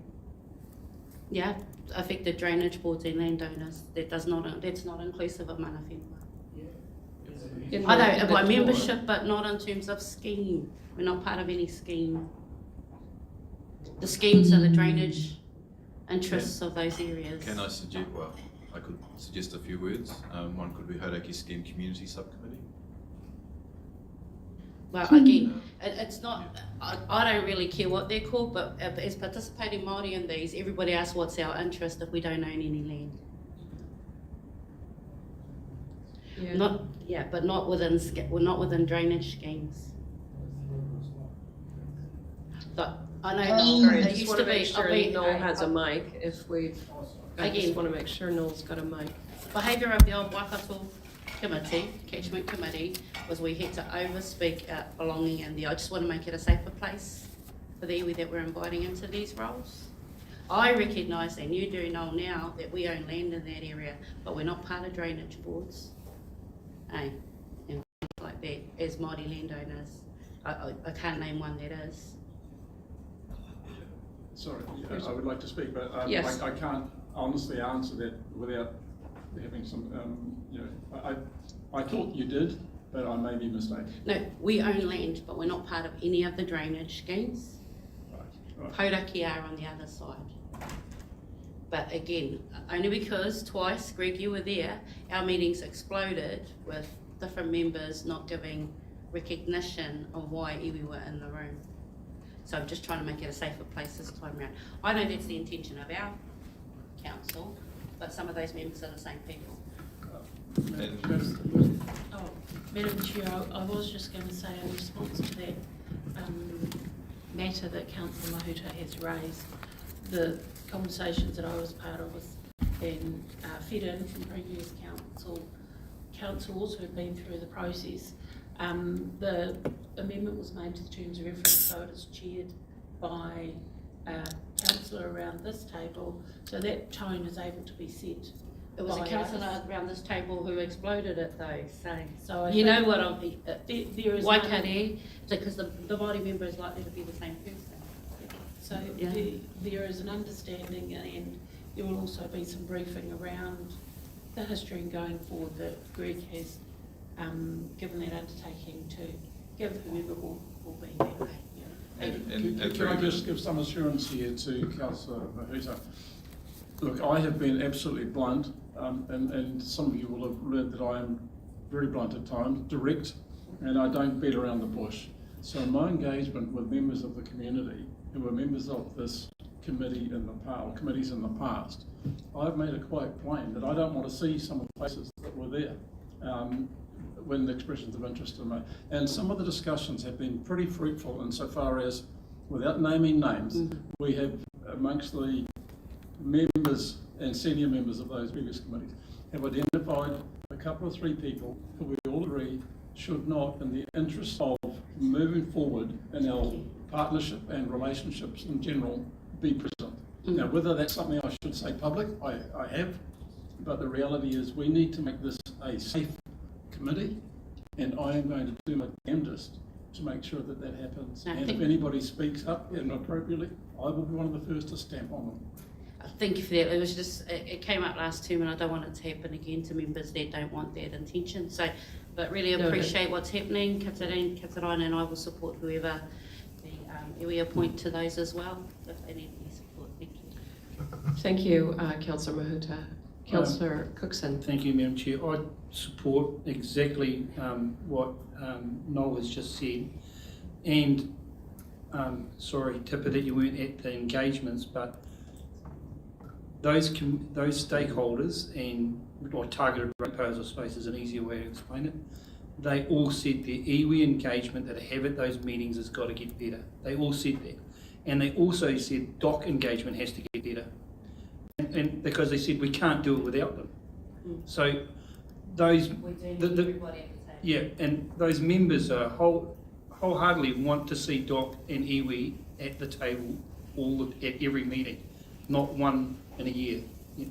So it was really pushed hard, and if you want Greg to go back to the terms of reference, it's one of the most important things they said in it.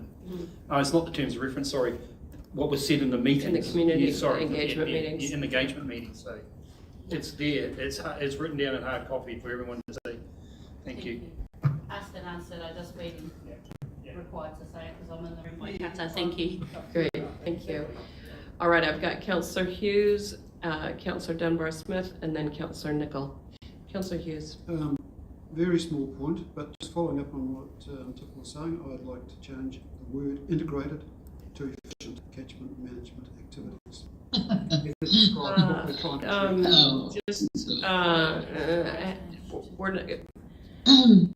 That would be the terms of reference of integrated catchment committee, not the committee, the subcommittees that we're talking about here. Yeah, can we progress that conversation at ICM? Yeah, I was going to suggest that we park that and deal with it, but actually the intent of this is to get these committees going. Yes, agreed. All right. Councillor Dunbar-Smith and Councillor Nicol.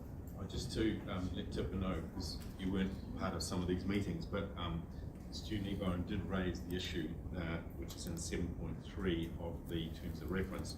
The chair of the subcommittee is a Waikato Regional Council appointed by the ICM. A second Waikato Regional Council is appointed by the ICM committee as the deputy chair. Now, in my case, I would assume that I would defer to Kataraina, and maybe possibly you would be the deputy chair. So there is Maori engagement at a deputy chair level on that committee. So it covers many of those issues. Committee goes forward. Yeah. All right, Councillor Nicol. Thanks. No, glad the word resilience came up. Just note in paragraph 21 of the report, it said, a decision to establish formal community advisory arrangements will enable community conversations around scheme sustainability and community resilience. Now, I'm very mindful of all the work that this council has been talking about in the strategy, in the climate action roadmap, about needing to have conversations about responding to climate change for these schemes. I'm really keen for that to come through a bit stronger. I didn't sense that from reading the terms of reference, but the main intention there is just that the people who put themselves forward understand that that is a significant piece of work that is going to be addressed here, because when it says it enables conversations, that's kind of it might happen. Really keen for it to actually happen, and I've heard from yourself, Greg, and from the chair and deputy chair of the Integrated Catchment Committee that you all understand that. I just want it to come through in the future pieces that come for the appointment process a bit stronger, so that they do know that that is what will be required of them. And just noting that, so it's top of mind from a workshop yesterday, there's a code of conduct for appointed members that would make sense to reference in that appointment process as well, just so that people are aware of it. Last point was, no, I think that was all of it. But yeah, good conversation, really appreciate that. All right, Councillor Moore. Thank you, Madam Chair. I'd just like to express my thanks too for the work that's gone in to forming these committees, and just a heads up, Coromandel is included in the Hauraki scheme for year. So thank you guys and ladies. Fantastic. Just want to circle back to your point, Jen. Did you want something added in here, or are you happy? I'm comfortable with the understandings there for the term of reference, and there was a reference that they might even be updated at some stage. But as long as it comes through the other pieces that follow, that's fine. Which is kind of the same as saying, getting the feel of and the impression for others that this is these are committees that are not like the previous. Yeah. They have a new feel to them. So if that's coming through as an action anyway from a potential name here or there, or I think the message has been received by Greg. If chair and co-chair are happy, then I'm comfortable just going with what's on the board there. Great. Thank you for that confidence, Jen. For me, these committees, and I joined drainage committees 27 years ago, nearly 28 now. The reality for me is the evolution in that time has been enormous, and I think in the last few years, our understanding, and the likes of having Bruce on ICM as well, the holistic approach, the biosecurity, the biodiversity, the climate change, everything has to be there now. And it's part of our business as usual. It's not just about digging a drain and making sure the water flows, or that the river's got protection there so that the land can be used to feed the population. It's not just simple anymore. It's got to be a holistic approach. And to me, it can't be written down, otherwise it would have 10 times this size. So the reality is, I think there's got to be some acceptance that we know about it, and it will be in the back of our minds. So look, it's not like the Pantene ad, but you do it and it'll come. Let's just make sure that as we evolve, we keep an eye on it. Thank you. Nice. Something to add? I just wanted to support what Noel said, and the other thing is that hopefully this is going to build some real community engagement and longevity to the schemes, that the engagement is going to go on for not 3 years, it's multi-generational. Yeah, that's what we're after anyway. Thank you. All right, Katarina, I see your hand up. Yeah, just quickly, 7.1 of the TOR. I just wondered, all of the constituent councillors are not included here. You've got one from the Ngātai Uta or the other. Oh, so let me start again. So you've got the deputy chair and the chair of the integrated catchment, and then you've got number C, one nominated either from Ngātai Uta or the Waiho constituent area. I want to ask in Hauraki, why is the deputy chair inclusive in here, and why not just Robbie, Ben, and Warren as constituent members of Hauraki, the members that should be here, and of course myself if I want to be. But and then the same goes for Noel's area. Why is Robbie over there when you've got constituent members of that area who could be on there? Just a question, guys, because I wasn't at any of these meetings, because that's not what we did in all of the years. This is my third term, and the first 2 terms we never had both chairs of each area on both of them. We had the chair, which happened to be Hauraki Waiho chairperson we used, and the constituent members of all of Hauraki were involved in Hauraki. And on the other side, the only one that was involved on occasions was Stu Husband. The rest of us it was left up to the constituent members of that area. So I just want to understand that, Greg. Maybe you might be able to tell me why the chair and the deputy chair of the integrated catchment committees are on both of these, Waikato and Hauraki. Okay, I'm going to go to Greg first, and then I'll come to you, Noel. So through you, Madam Chair. So Chair and Deputy Chair, just to reinforce that connection with the Integrated Catchment Management Committee to make sure that there is that strength, because that will be the pathway for representing recommendations. The proposal around having one nominated constituent councillor included in the committee membership was around numbers. Certainly for the Waikato, what we had last triennium was, when you look at boundaries, etc., quite a number potentially of cases involved. So the proposal is effectively for the Integrated Catchment Management Committee to identify one particular constituent councillor to be the champion around those particular tables.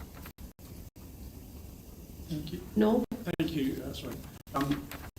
Look, when we talked about this, and Greg's touched on it, it was should one or other of the chair deputies not be available, the other would be there and be able to take the matters and lead it towards the ICM. The other issue is, as Pamela discussed yesterday, was because of her role as chair of this organisation. She made it quite plain that if she wouldn't be putting her hand up, and so the lady for the Lower Waikato would be myself, Robbie, and It's just Tipper. about workload distribution as well. And appropriate for the situation. I'm not going to try and jump the gun on Hauriki, because I think Hauriki should get what they want. But it's something we've talked through, and I have no problem with Robbie coming over and supporting or leading the subcommittee in Lower Waikato. It's the right person for the job. We can't do everything that everybody wants, and that's what we thought was the best.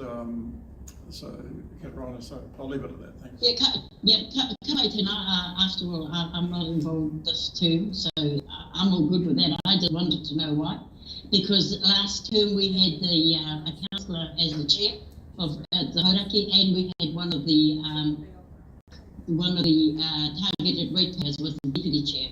And the good thing about that was it made them feel lively, and what we can tell you either way, made them feel more connected with the whole thing instead of just people that were at the table. So at the end of the day, like I said, I'm not part and parcel of this committee, and if this committee is they're happy with that, I'm all good with that. I just wanted to ask a question. Thanks for that question, Katarina. I've got Councillor Dunbar-Smith. Yeah, Katarina, this has been carefully thought through. So where you have 7.1, the members, the chair of the ICM and the deputy chair, which are currently Robbie and Noel, will be automatically on these committees. But when you look at 7.3, the chair of the subcommittee is a Waikato Regional Councillor appointed by them, so that might be one of those two. But there's a second Waikato Regional Councillor who becomes the deputy chair of that subcommittee. Now, in our case for Waihau, I would assume that that could be you, and I might come along to the meetings as an alternate, or vice versa. So we're well covered with councillors that are of the region managing this, and still giving some direction and control, being chair of meetings. So I think it's been well thought through. Thank you. And can I just add that I was able to attend and participate in a number of these conversations we have had with the community. I do believe that what is put forward here is reflective of the collection of feedback that we got. As has been mentioned, you can't keep everybody happy, because there are at times proposals that are in conflict with each other, and you've got to pick a path, and I fully support what's been put forward. I personally am really pleased to see that we've got this in hand, particularly for these two areas where we all know the constituents are paying considerable levels of targeted rates. I see no trajectory in other than increases in that area. And so it is absolutely imperative that there is avenue for those community members to have a voice into integrated catchment, into that decision making, into that priority setting, and being able to have the opportunity to hold this council to account. And I believe that these mechanisms that have been put forward here allow that to happen. So I'm certainly in support. We do have a mover in Councillor Cookson and a second in Councillor Smith. All those in favor? Aye. Opposed? Carried. Fantastic. Well done, everyone. Well done. Thank you. Exactly, and we've done it. Delivered. Nice. Thank you, Greg. This is the easy part. Yeah. There are some people out there that are keenly interested in what we've just done.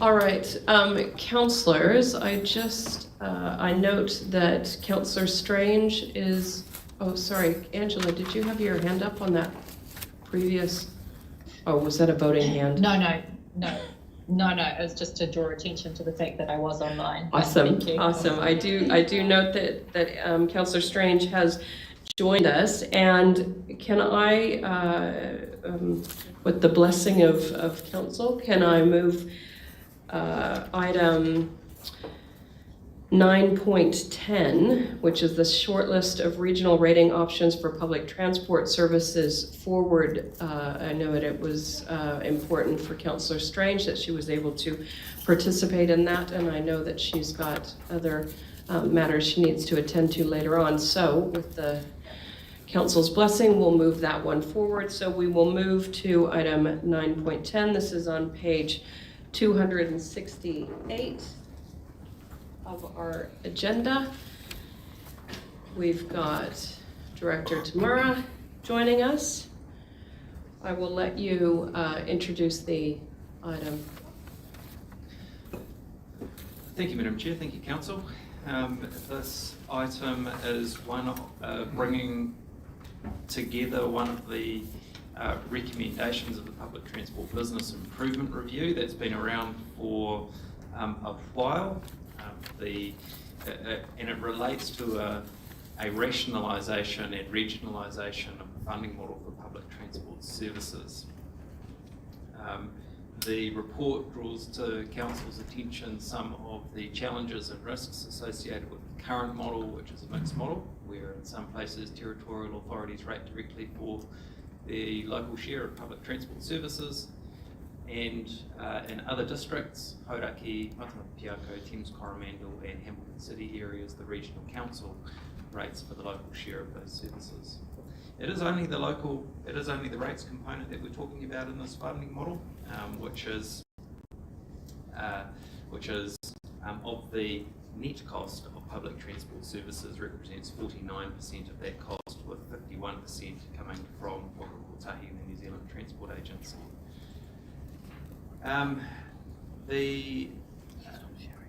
The decision that's been sought here follows some workshops just over a month ago, or a workshop just longer than a month ago, 2 months ago, where the council provided some guidance and direction on potential options. This is a refinement and further development of those options, and we've put some real numbers into this as well, so that the impacts versus the status quo are obvious and apparent, with a view to trying to strike that balance between a fair distribution of the cost of service to beneficiaries, while enabling the investment and accessibility in communities that need it. By way of a baseline, I know there will be likely a bit of focus on the numbers in the report, so just by way of a baseline, the $19.5 million, were that to be spread equally, region-wide across all rateable units, that would equate to about $90 per rateable unit per annum. Those numbers are just indicative for the purpose of illustrating the comparison between options. So if you were to treat it as a fresh baseline, that would be about $90 per rateable unit. Now, none of these options represent that, because it seeks to shift those costs to areas of greater or lesser benefit, while realising that there are region-wide and intergenerational benefits to public transport as well. The decision that we're looking for here is not to endorse or support a specific option. What it does do is it gets us out the gate to start the conversations with territorial authorities. So that's the milestone that was set through the Chief Executive KPI to deliver by the end of June, to have a set of developed options to start the conversation with territorial authorities.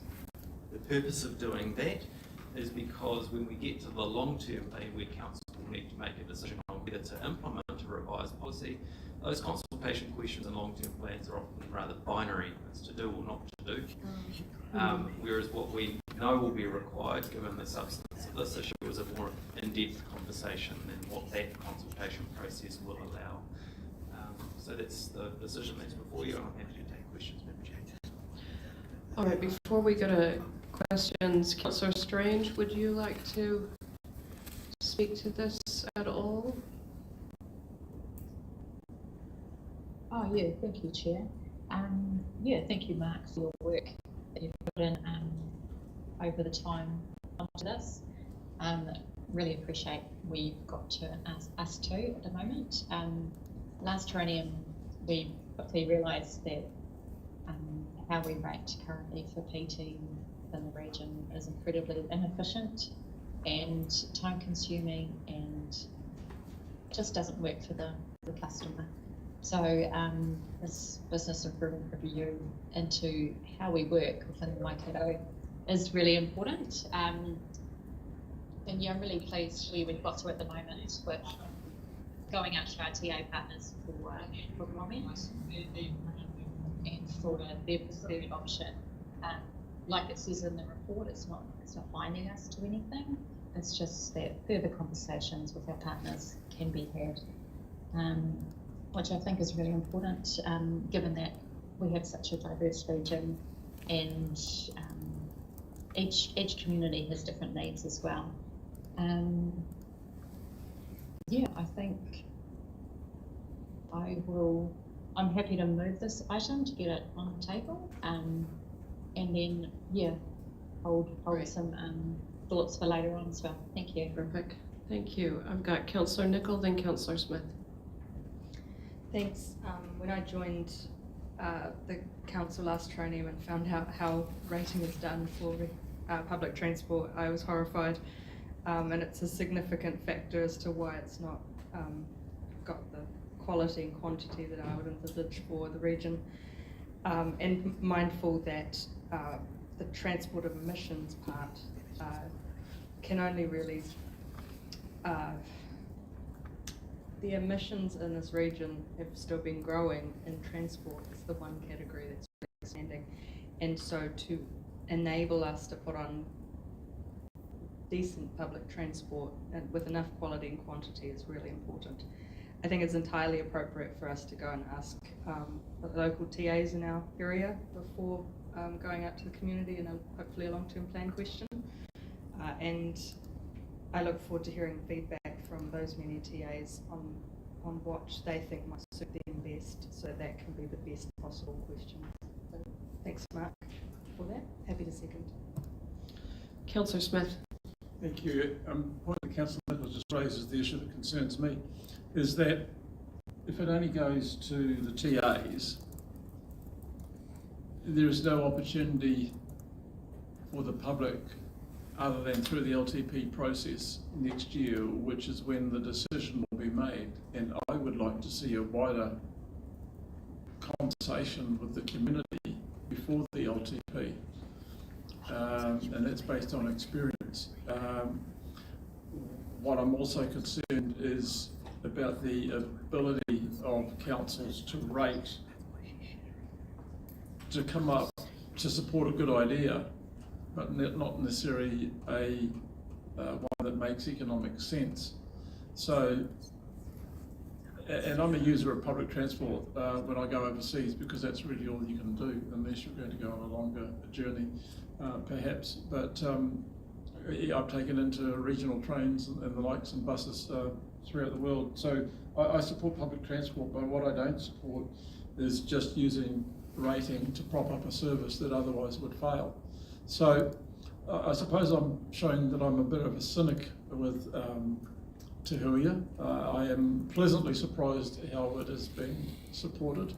But public transport per se, and I think for the, for Waikato District, as the majority there would be the focus on Te Huia, because there's an effective system in place that could well be built on.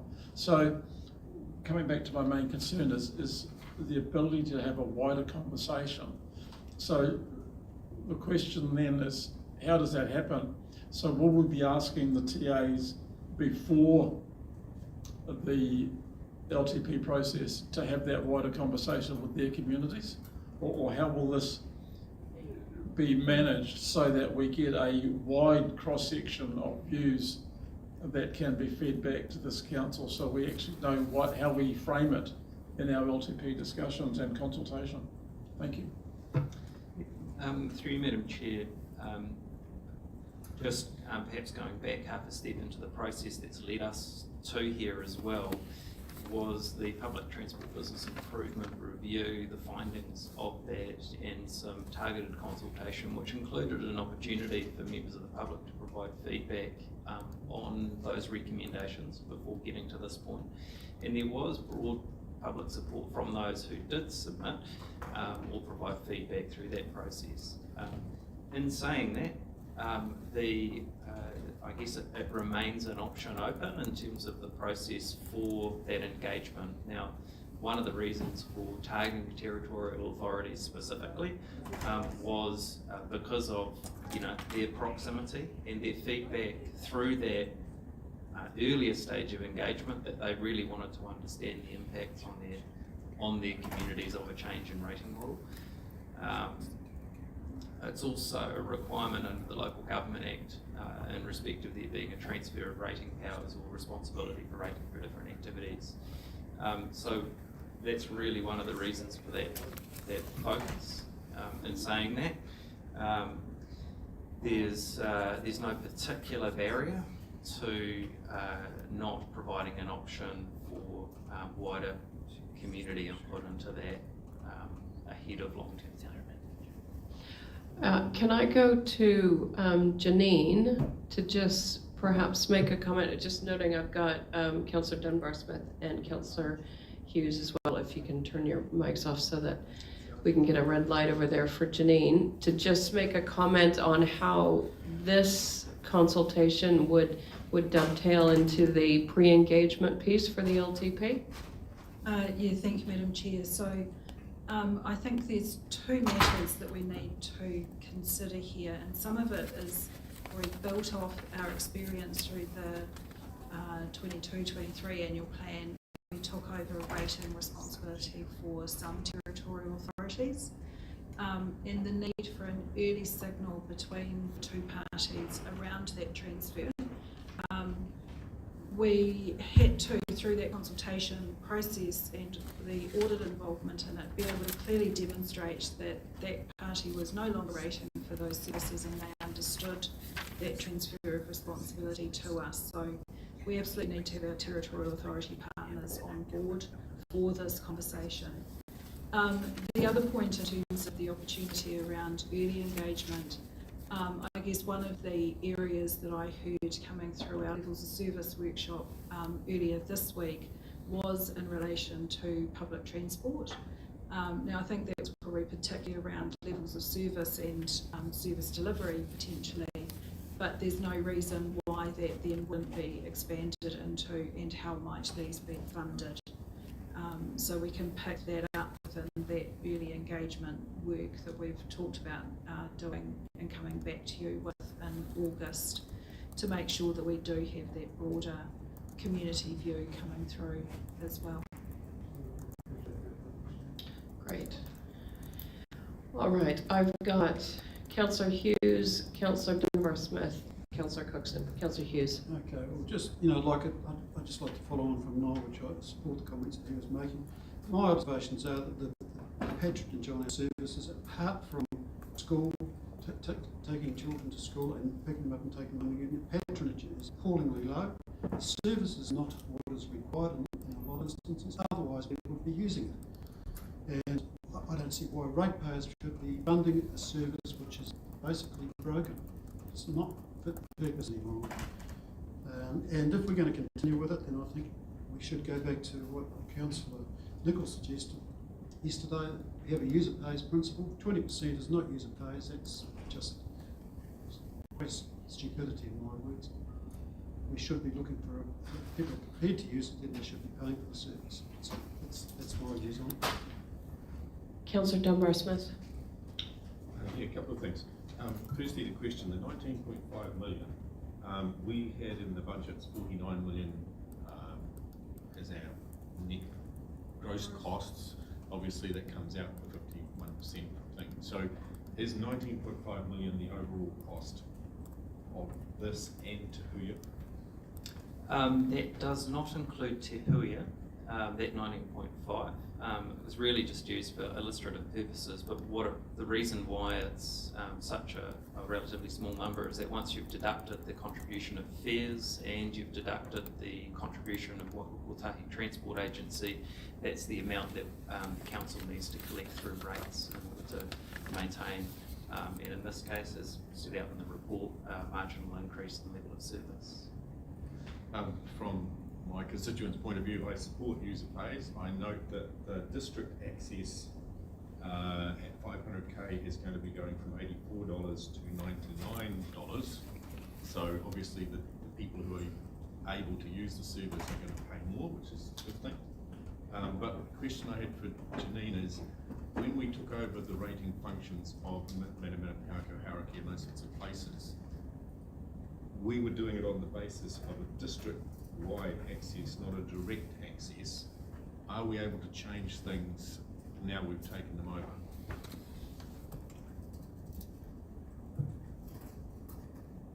Yes. That was a yes from Janine. Through consultation. Oh, through consultation. I'll just do the translation rather than try and get you a mic over there. All right. Okay, where am I at? Councillor Cookson, then Councillor Smith, and then Councillor Nicol. Thank you, Madam Chair. Yeah, I'm just struggling with the cost of it all a bit, how we, our communities are meant to pay for that sort of increase. So you're doing it without full public, without involving public consultation. I'm really struggling with it a bit, like Noel said. Again, we're not making any decisions out of this. I understand, but I'm really struggling that, as it says at the moment, we aren't going to communicate with the community. We're only going to communicate with the TAs. So I'm really struggling with that bit. So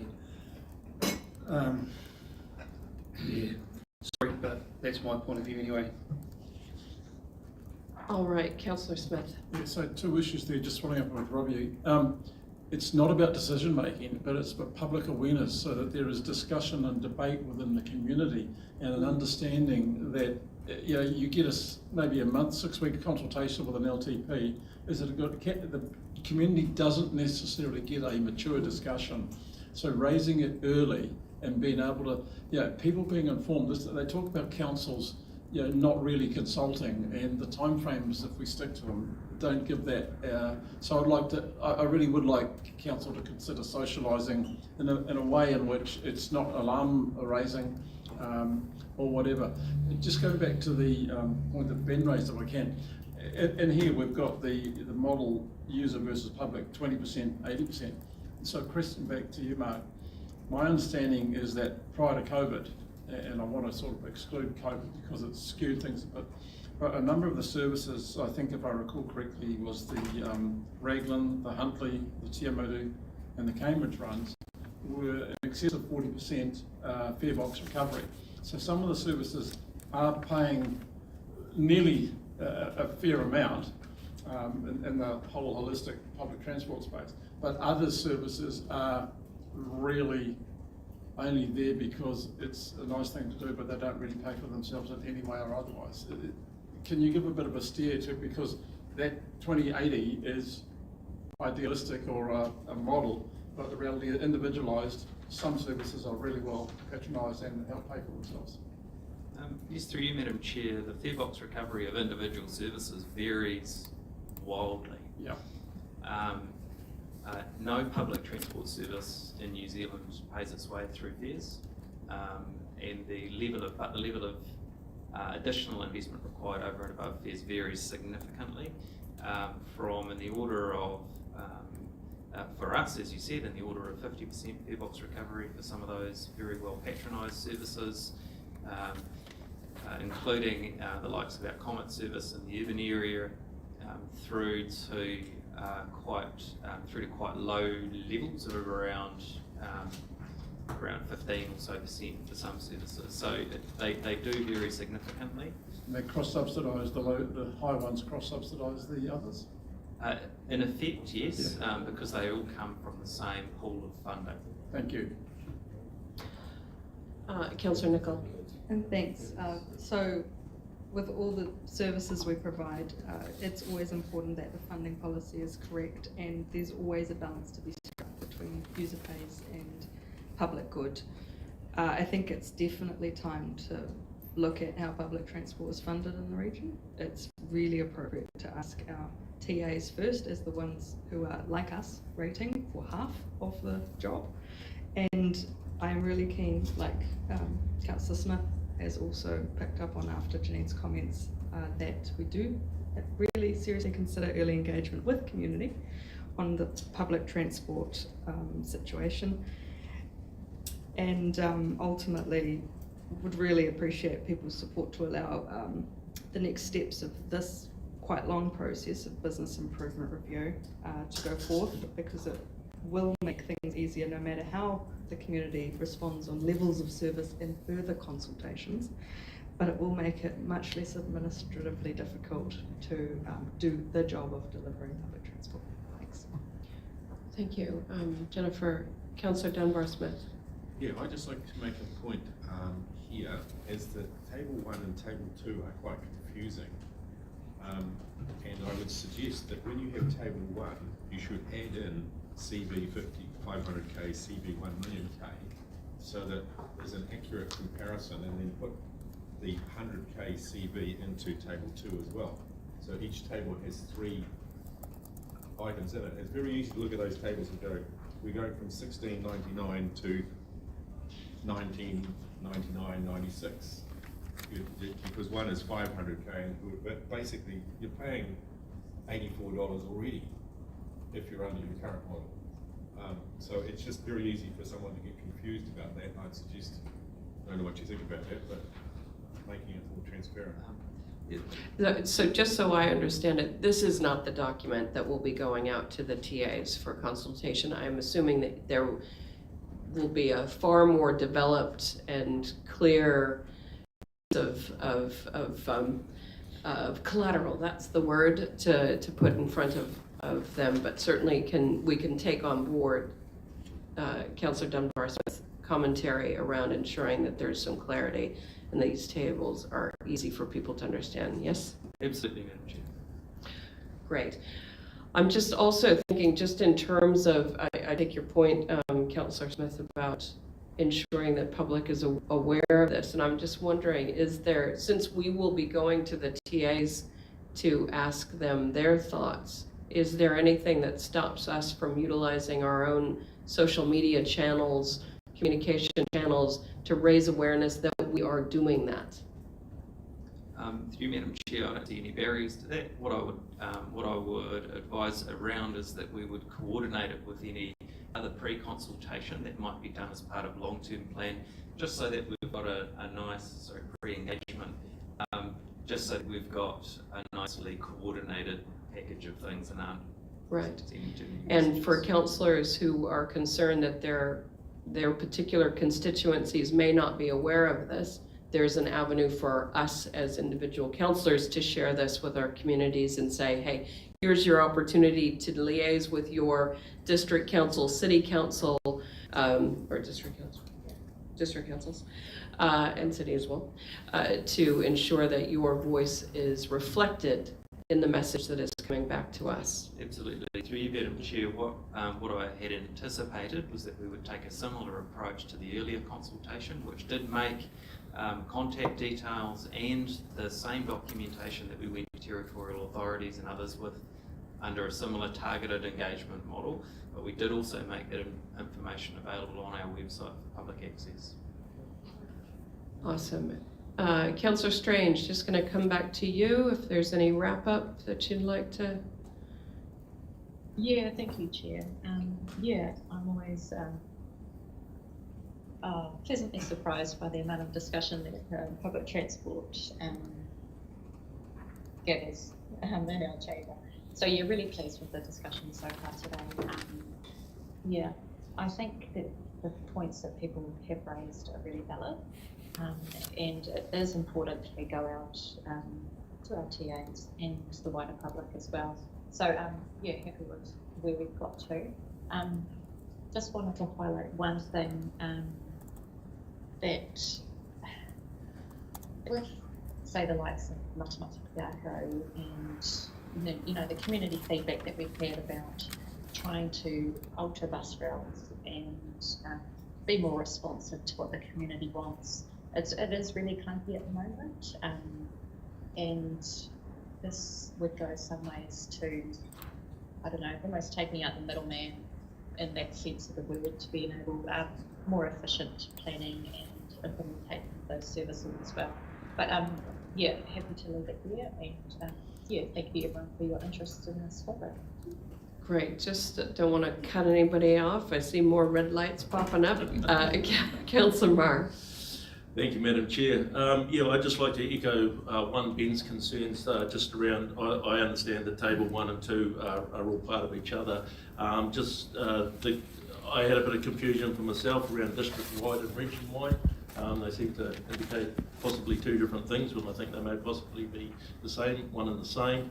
Also, the sort of indicative costs and stuff like that, it seems to be my region is having more costs applied to it, where I don't see any mention of any increased services and stuff like that around that. And thirdly, what's Plan B if this doesn't get approved today? I'm going to go to you, Mark. Well, the Plan B would be to take some guidance from this council about the areas that are nervous in. Perhaps whether that's through this meeting, maybe a separate workshop, have another look at the options and bring it back together again. That's really the Plan B. Of course, that would be in the hands of council. Council could choose to take a different path, but that would be the course that I would be advising. Just for my reference, it would have been really handy to see what document was actually going out to those TAs, because I believe that's what we're voting on.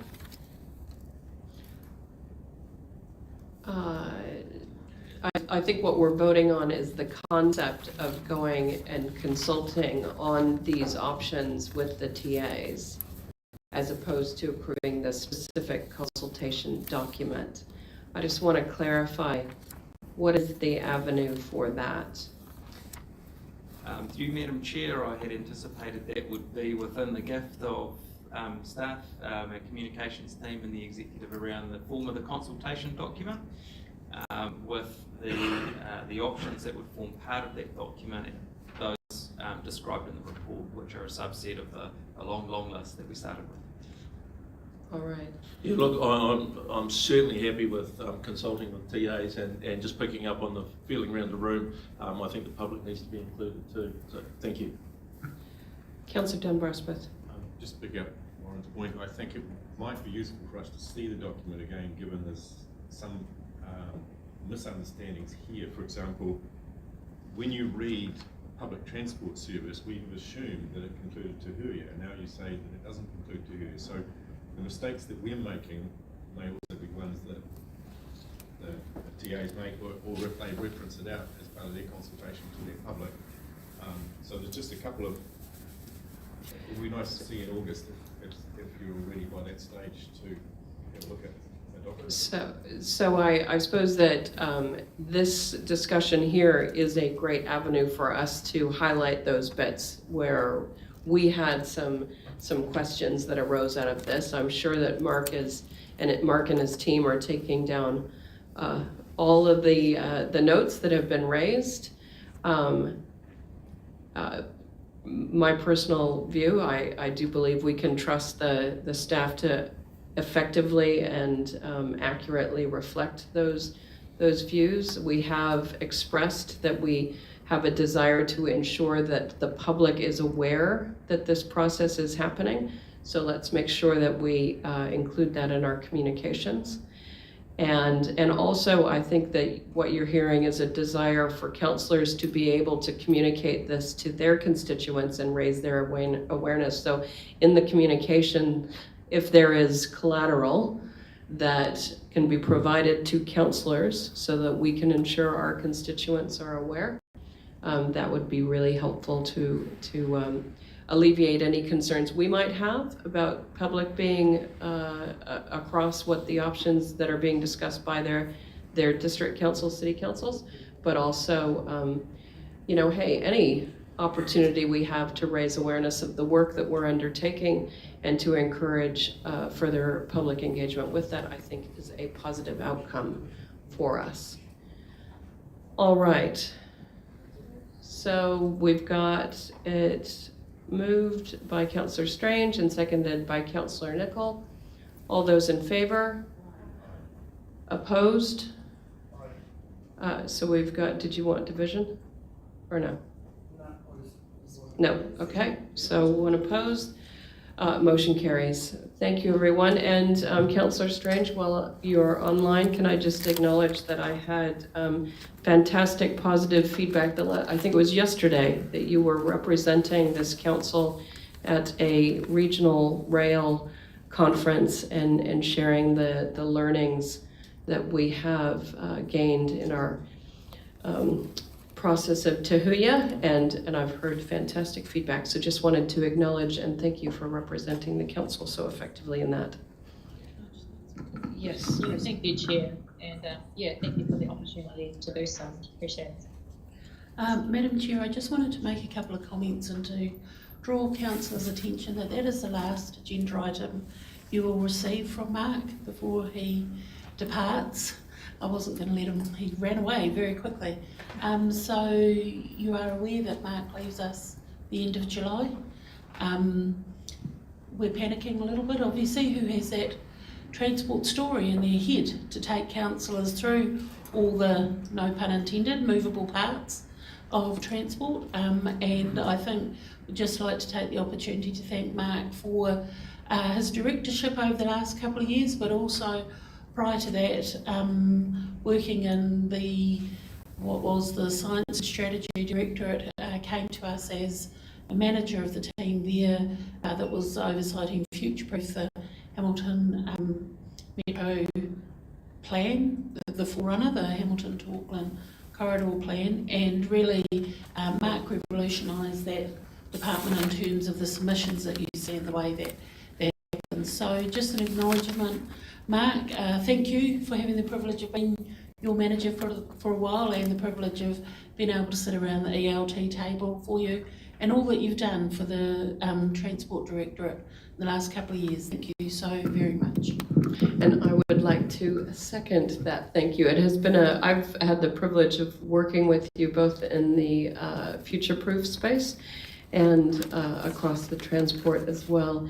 And you have always been so willing to talk a newbie through through the intricacies of both of those pieces of engagement. And I appreciate your willingness to meet and to discuss and to pick apart and to help formulate positive ways forward for this council, particularly in the transport space. I appreciate how you have championed the work that we do here in the region and have represented it so well. So I would like to acknowledge that as well. Thank you very much, Mark. Much appreciated. And I still hold out hope that you may see the light and come back.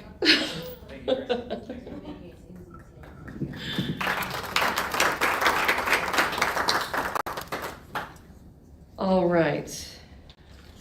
Okay, we're now going to go back. Gosh, we're jumping around a little bit, aren't we? But we're getting things done efficiently and effectively. All right, we're now going to go to item 9.8. This is on page 228. This is the Waikato Regional Council State of the Environment Report 2022.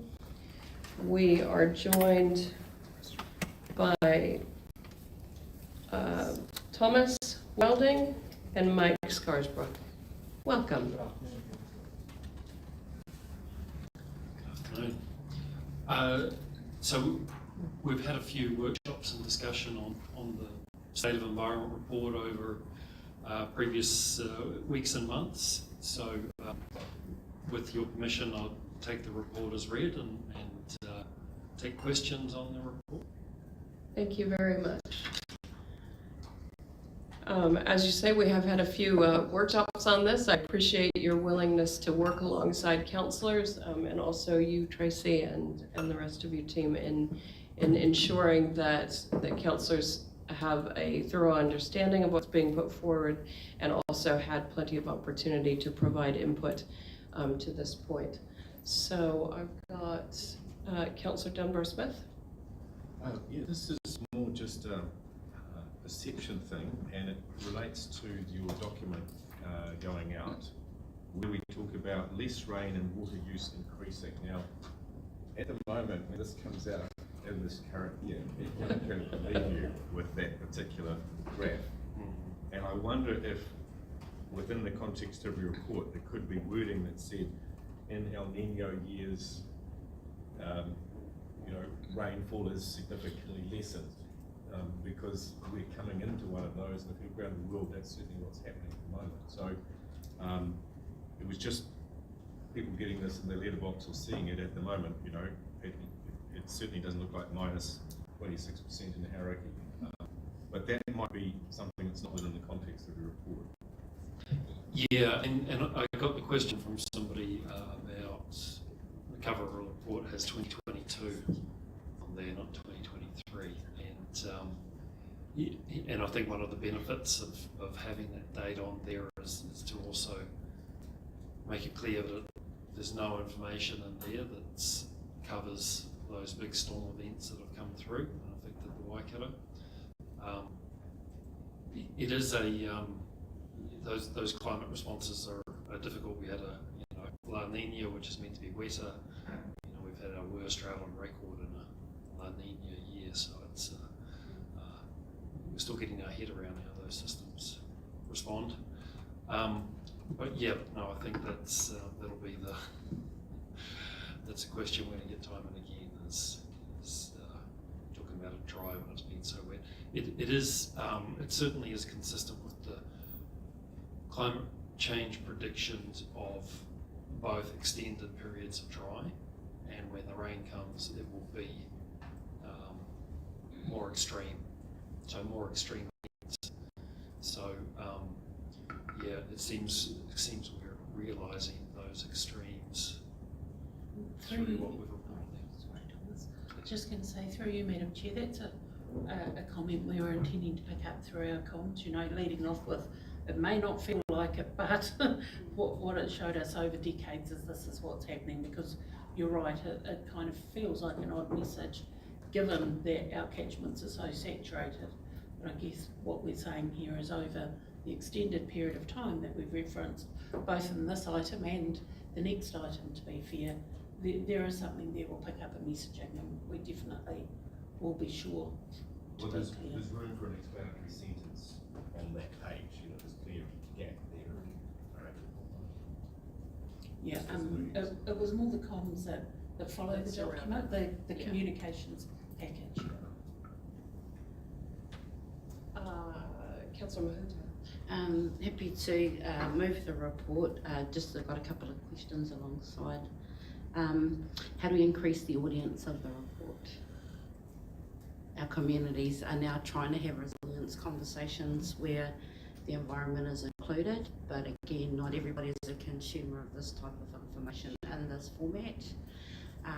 Again, I'm talking about I think people will take a 5-minute fact off Facebook over this whole report. So how do we increase the audience of the report is my first question. So that's accessibility. There's a whole generation kind of need that want to access this report, but I know I've been on community boards in different conversations at the moment. They know it exists, but not everyone's been, they're trying to have some of the conversations that this report informs. And then how do we lean it into the resilience conversations as a useful tool? Because I don't think people were counting climate in the way they are now, and wanting to start engaging with the information and the data. Kia ora. You go. Sorry, Tracy. No, you go. Oh, thank you, Chair. Just on that communication to a wider audience, one of the things we've talked with the comms team about is aligning the very technical information that comes out of the State of the Environment report with our Environment What Matters survey that was completed recently, to try and understand, so if people are concerned about specific environmental issues, how does the SOE report sort of provide further information on that? So it's a way of trying to speak to the concerns that people have raised with us by providing a bit more technical information in a way that supports their views. Through Madam Chair, I just draw Councillors' attention to page 230, paragraph 14, where there was a specific observation made by the Officer of Auditor General a number of years ago that this organisation generates a lot of information, but how we communicate that information is key.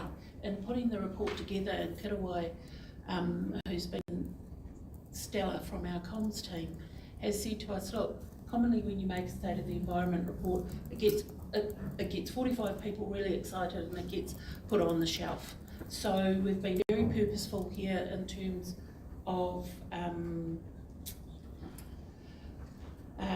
recommendation 3, that we actually want it to be a living document that will forward inform the conversation that's had at Environmental Performance Committee, that will then feed into the other committees. We're also, again, being led very much by Kirawai, who's wanting to get that wider reach, to have a living comms plan that is spaced over a number of months, even years, with this report. So while we're talking about the race, we want it to be a living document, also a document that will obviously inform our long-term plan program, because we have been, honest that there are information gaps there, but also to use some of the groups who previously have been very silent, but are now, to be fair, finding council a bit more approachable, such as our Rangataki Voices and some of our other networks who to date hadn't bothered to interface with us. So we'll be sharing it as wide as we can, whilst at the same time managing expectation around, so what does it mean? Now I've got Councillor Clarkson, Councillor Hughes, Councillor Nicol. Councillor Clarkson. Thank you. Thank you, Thomas and Mike. I just wanted to make some general comments first, and then I've just got a couple of minor things I'd like to raise too. But first of all, I can see that there has been a lot of work going into a revision. I don't know whether I'm the only person here who's actually fully read the original draft and tried to work my way through the revision, and to some extent that's been quite difficult to track the changes. So I'm wondering if you wouldn't mind just giving me a very brief summary of what revision you think you have undertaken to get us to where we are today, and then perhaps I could come back to a couple of my particular points that I just wanted to raise. Certainly. So some of the key changes were around setting up the context for the document, making it clear that it's a report on presenting our state of environment monitoring, and that it's not what's known about the broader Waikato environment, emphasising that strongly. Also, especially in the land chapter is probably where you'll see more changes around changes in wetlands, terrestrial vegetation, and in teasing out a bit more of the land use change story around pastoral intensification as well as the destocking. Yes, those are some of the key changes. Yes, and so an added recommendation around the gaps in the monitoring to make it clear right up front that these are areas that aren't covered as strongly as some of our water quality, water quantity measures. and so that limits what we can talk to in this report. Yeah, no, look, that's sort of the impression I've gained too, and I just wanted to be on the same wavelength with you guys. I also noticed in a couple of places you'd tweaked the language to make the response part of the pressure state response stronger, in terms of saying things like better soil instead of just saying it in a straight factual way. And I applaud that, because it is helping, giving guidance on what we need to do to reverse the degradation, essentially. So I like that. The only area where I'm still, and this is very minor, and you can take it or leave it, actually, as far as I'm concerned, because I will be supporting the motion, is just the way that in the executive summary, it might not quite have realised the way you've revised and made very transparent what the gaps in environmental monitoring are. So, for example, you specifically say in the executive summary for the full report, you actually have quite a statement in there about environmental monitoring gaps. But when we go through to the summary, it's not really there. And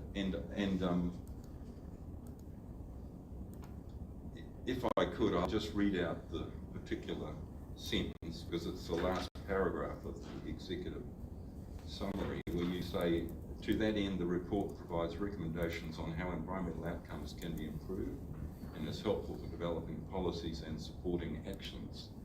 Now, I'm assuming that the expansion of the monitoring is one of those supporting actions, but to be, I guess, really transparent throughout all sequences in the document, I suspect that something at the end of that sentence along the lines of including filling monitoring gaps would just take it to that next level. That's my suggestion.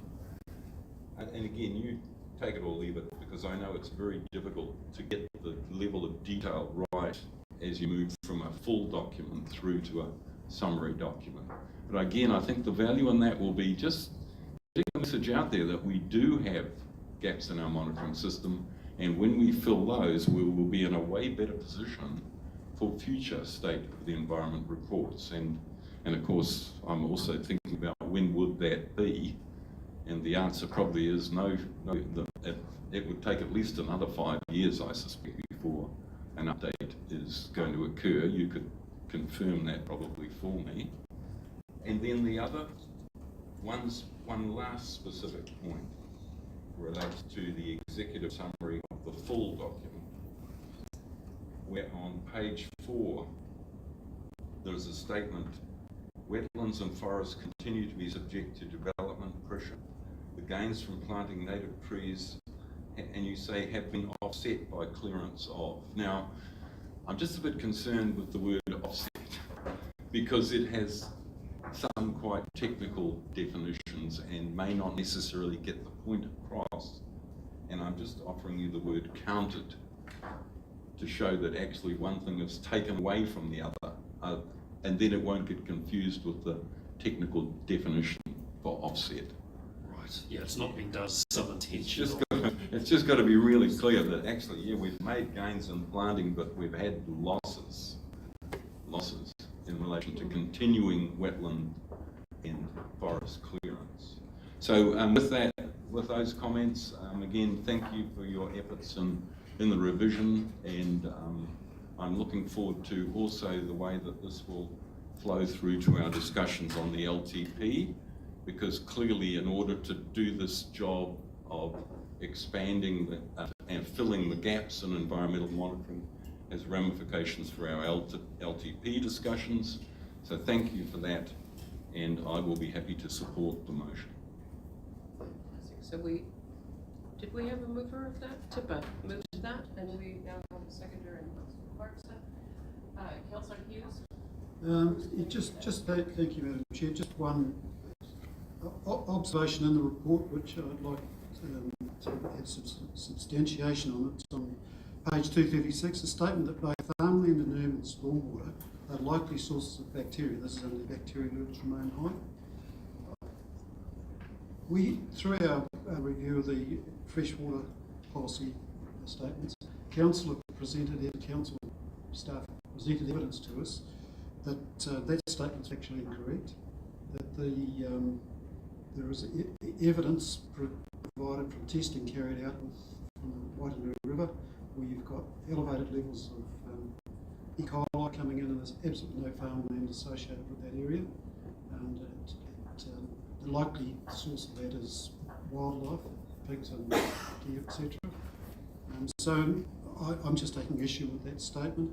And the other observation I'd like to make, and it's just a really general statement, I tend to look at Australian news more than I do New Zealand, because I just find it's better discussed, better science mostly.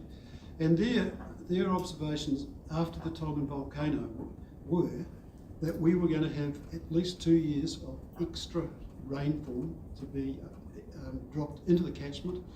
When you've got 20 years of evaporation occurring in 12 hours, that water has to come back to Earth. It doesn't just stay up top. And their predictions at the time was that we would see elevated levels of rainfall in the following 2 years.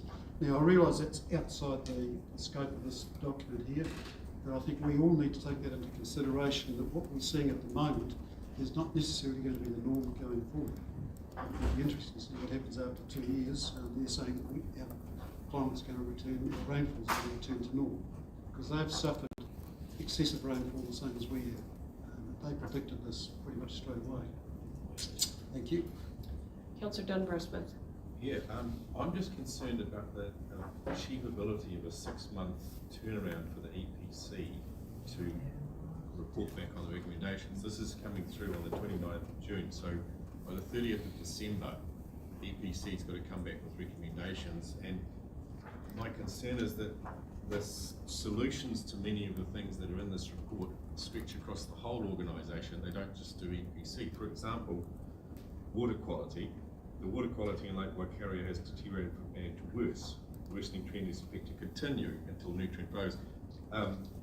You know, we should then look at land use change. Now that's a major thing to do, and it relates to integrated catchment and the water flows, and there's a whole lot of things that fit in this. So I just wonder if that's a very tight deadline, given it's taken since 1998 to redo this document, that we're launching a small committee into a huge piece of work that has multi-sector implications. Yeah, thank you for that comment, Councillor Dunbar-Smith.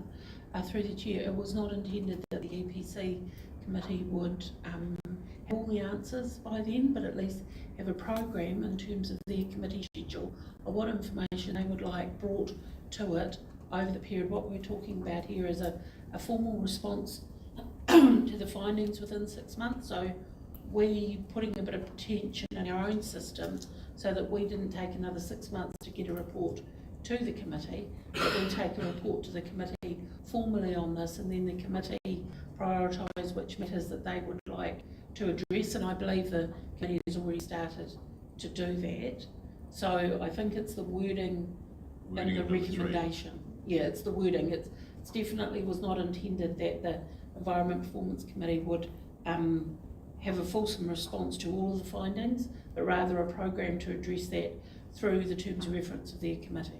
So perhaps can some of those words be put in item 3 then? Because at the moment, if you could read that, you could actually require the committee to provide a formal response, including recommendations, within 6 months, which is 31st of December. So, Of course, the formal response could be, we need a bit more time in order to formalise this, couldn't it be? but that's begging for more time when you've given yourself a deadline. Right. It'd be better to indicate that within there will be it's something you said, Tracy, in your wording there about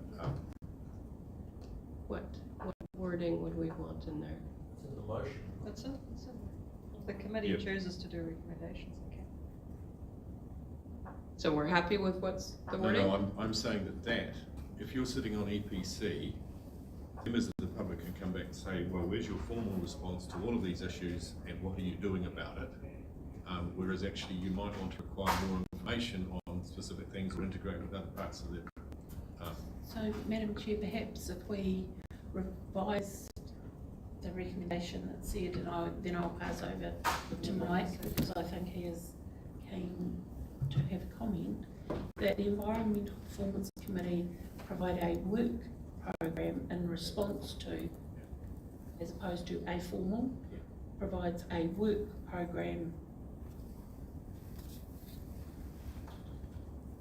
in response to the findings of the SOE report within 6 months of it being released. So then it's a work program as opposed to we've solved it by Tuesday. Yes? All right, now I just need to go to the mover and Councillor Mahuta and the seconder and Councillor Clarkson, whether or not they are accepting of that change.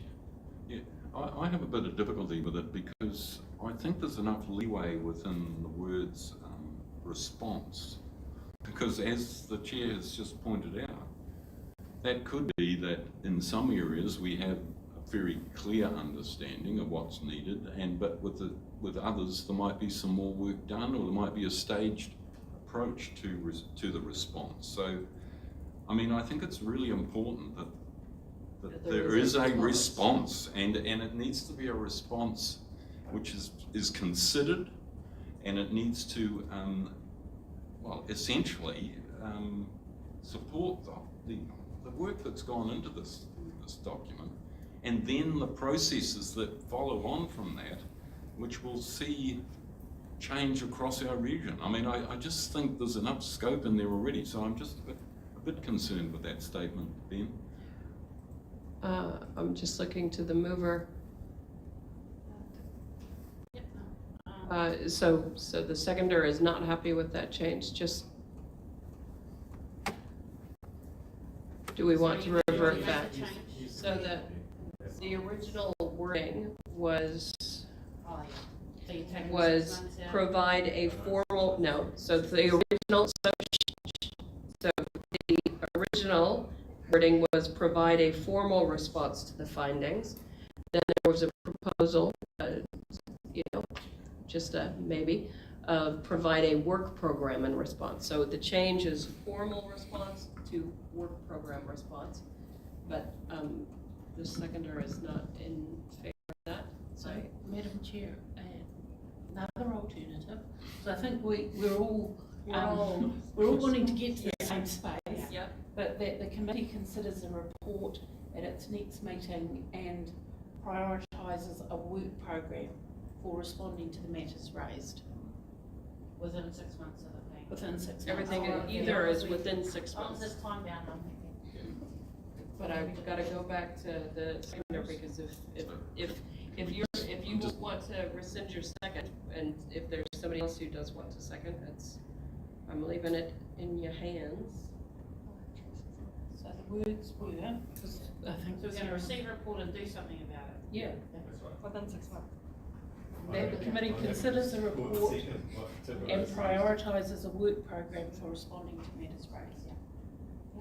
Sorry, have you got that? Well, I don't know. I need. Yeah. Can we? My point here is that the words response and work program are two different things. So the way that amendment now sits, it says a work program in response. I'm interested in the response from the EPC on this document and a consequent work program. And I see them as the same thing. Same So thing. I'm with you. Yeah. But the response would require us to do some work. So whether you say response or work program, A is going to lead to B. So yeah. So I've got the mover. I've got the mover happy with this. Sorry, Tifa. I've got the mover happy with this second. Bruce, I need you to decide whether or not you want that's to okay. rescind Look, your second. I may be being a bit pedantic, and I'll prepare to concede, and given the discussion that Tifa has just added here and what she means by those terms, I will support them as expressed by Tifa. Thank you. Right, as in the EPC is going to consider this report and come up with the work we need to do. I'm just making sure we all got a shared understanding of what these words mean. Can I tell you, we don't have either chair, so let's load something else. All right, so have we got Yes. So provide a work program in response to the findings. Yes, Happy with happy it? with that. We've got a mover and a seconder. Oh, sorry, are you happy? I'm happy with the motion, have a question for the team. Okay, question. Is air quality in Hamilton improving?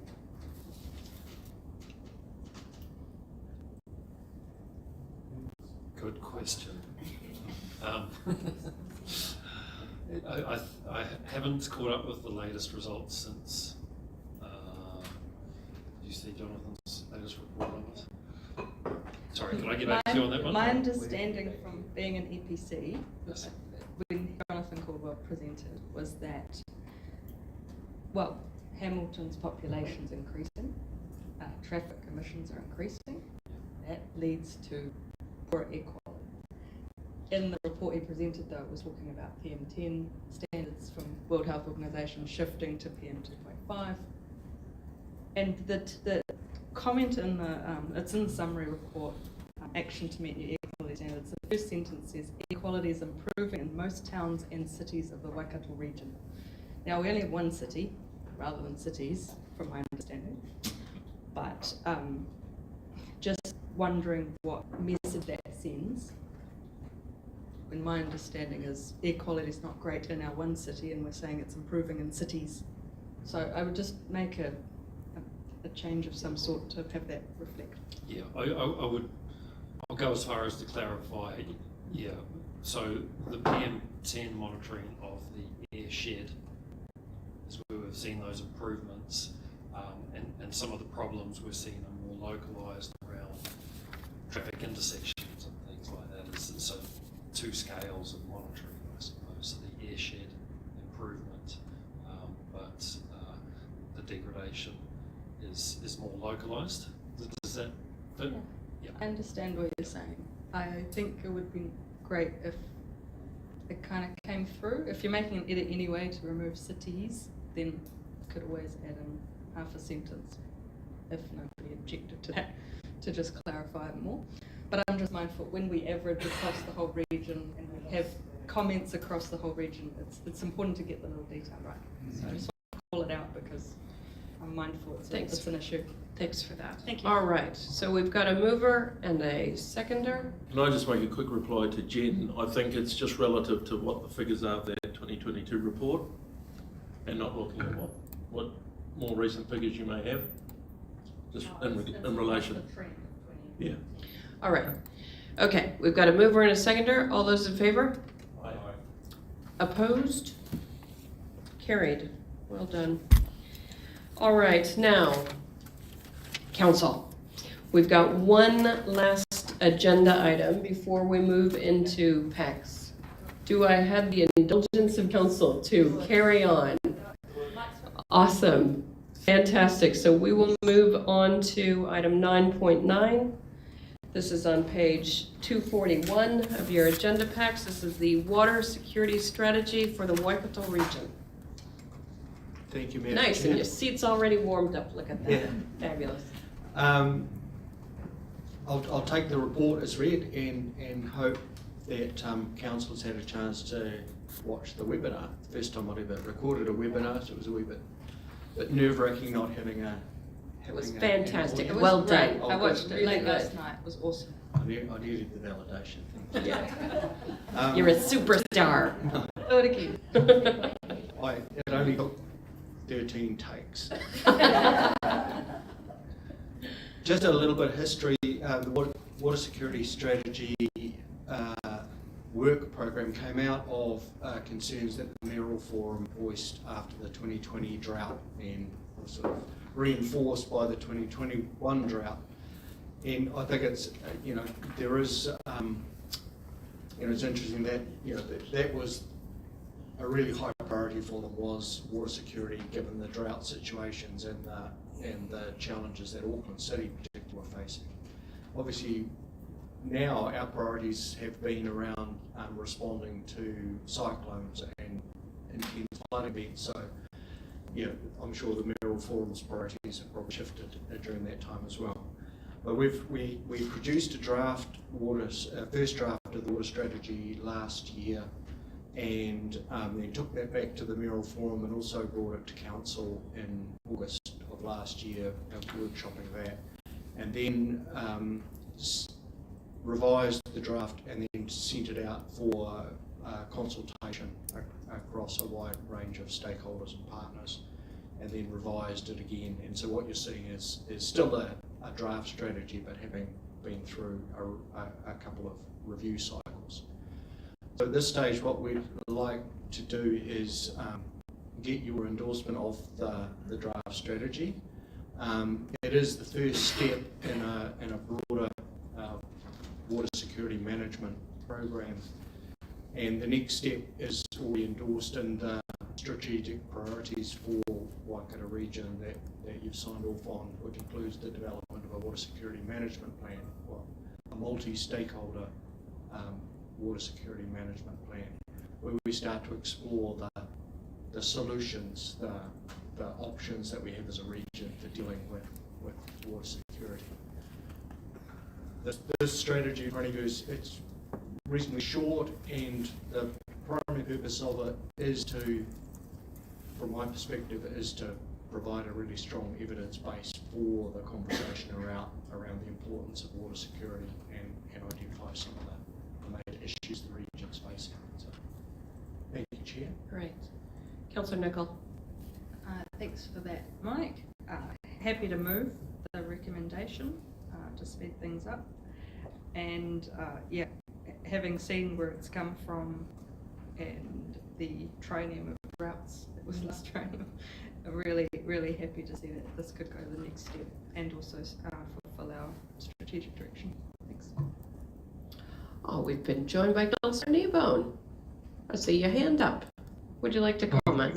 What a chair. Yeah, I've just finished my other hui, so. Welcome. Can I ask a question? Yes. Hey, hi Mike, really enjoyed this strategy and I really like it. Just one question please. Obviously the first in served allocation mechanism is one of our Achilles heels. Is there a reason why we don't talk about that much in this strategy? Do you not feel it's the right place for it as one of the things we need to address, you know? Thanks, Councillor. We do talk about the need to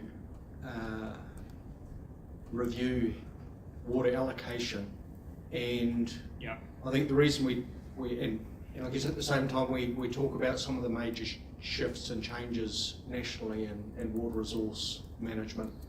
I think one of the fundamental things around the first in, first served is, from my perspective, is coming to terms with iwi rights and interests in water, and I think that's not a space necessarily that we really want to delve into in our water security strategy. You know, we absolutely want the Crown and their iwi partners, treaty partners, to give us direction on that. So I think there is signals in there about us needing to review the allocation approaches. But there's some key national direction I think we need to progress that. Yeah, no, look, absolutely agree with everything you've said. I guess I just see a role for us is to give central government a bit of a prod and a push now and again, because otherwise I'm a bit worried they're just going to keep kicking that iwi rights and interests issue down the road because they don't want to deal with it, you know. But yeah, no, thanks, Mike. Okay, happy to have a look at that, sort of a look at the strategy in light of that comment. Thanks, Councillor. Thank you. Through the chair, just additional responses, clauses 87 through to 128 of the new Natural and Built Environment Bill introduces a whole different approach for resource allocation methods and principles, and there is a whole different resource allocation framework. So Councillor Kneebone, I haven't unpacked that all yet, other than to say I've read it at a high level. It is introducing some instruments we haven't had before, and it is moving away from a first in, first serve allocation framework. Yeah, okay. Now look, thanks Tracy, and I wouldn't mind to get hold of that and read it actually, so I need to do that. Yeah, thank you. Councillor Dunbar-Smith. Yeah, just this water security management plan. when do you anticipate this will be started? When do you think it will be finished? And you indicate there there's going to be funding requests through the LTP to deliver some of this. Yes, so in the strategic priorities document, Council's identified that the multi-stakeholder water security management plan will be delivered by 2025. I'm assuming that's by the end of June 2025, so 2 years from now. We have correct me if I'm wrong, Tracy or Chris, a draft chief executive KPI or a signed off KPI for this year, which is around setting out the implementation plan, which is essentially how we're going to go from the strategy to having that water security management plan in place by 2025. So within the next few months, we would be looking to set out if you like, the project plan for how we're going to deliver that, how we're going to implement the strategy and provide that management plan. So we've got 2 years from now to deliver that management plan, and as I say, the next 3 months to set out a project plan for how we're going to deliver it. And if it's multi-stakeholder, is Regional Council going to be the primary funder and driver of this, or will all the TAs be involved, or DNZ, or there's a whole lot of agencies? Absolutely. So when we talk multi-stakeholder, I'll just run through the people who've provided comment back to us, or we've sought comment from. Obviously, iwi partners, the TAs, and industry. So and stakeholder groups. So Fonterra, DNZ, Beef and Lamb, Mercury Energy, Genesis. So we've sought, and those are the people who've expressed interest in being part of that water security management plan. So when we say multi-stakeholder, it is quite broad. But we're the primary funder of it? Yeah. So from a regional council perspective, we're really the only organisation with mandate to do this at the regional scale. Everyone else that we talk to has responsibility. Iwi groups have their rohi. This is a region-wide management plan, and only WRC really has the mandate to drive that. I know, reviewing the current allocation system, given the many years involved in Change 6 and all those, it is huge amounts of work involved in this. Again, so the water quantity elements are included in the freshwater policy review that's going on at the moment.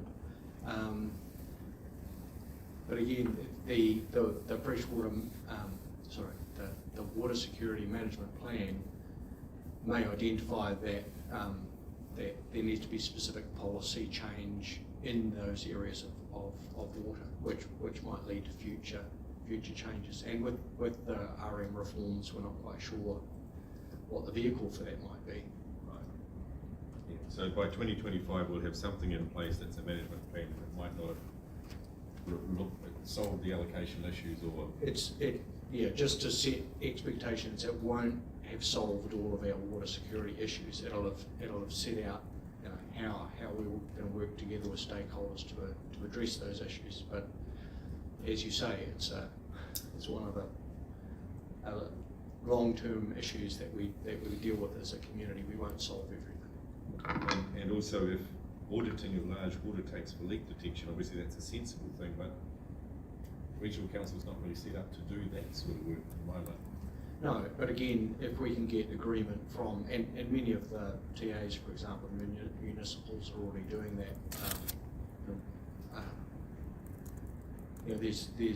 That would be done through, like I said, an agreement that they would incorporate that into their operations and policy.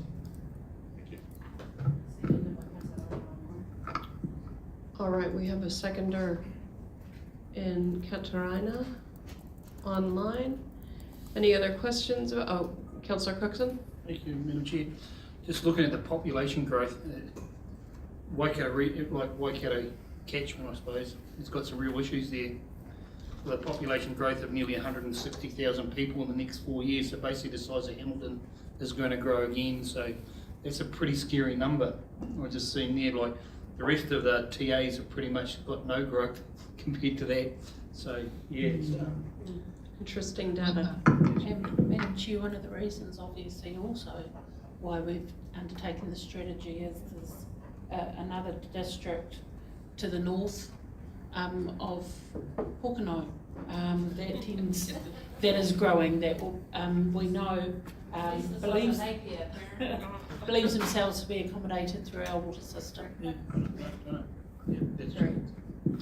All right, we've got a mover and a seconder. All those in favor? Opposed? Carried.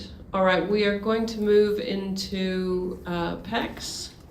Do I have a mover to do that? Councillor Hughes, second, and Councillor Cookson. All those in favor?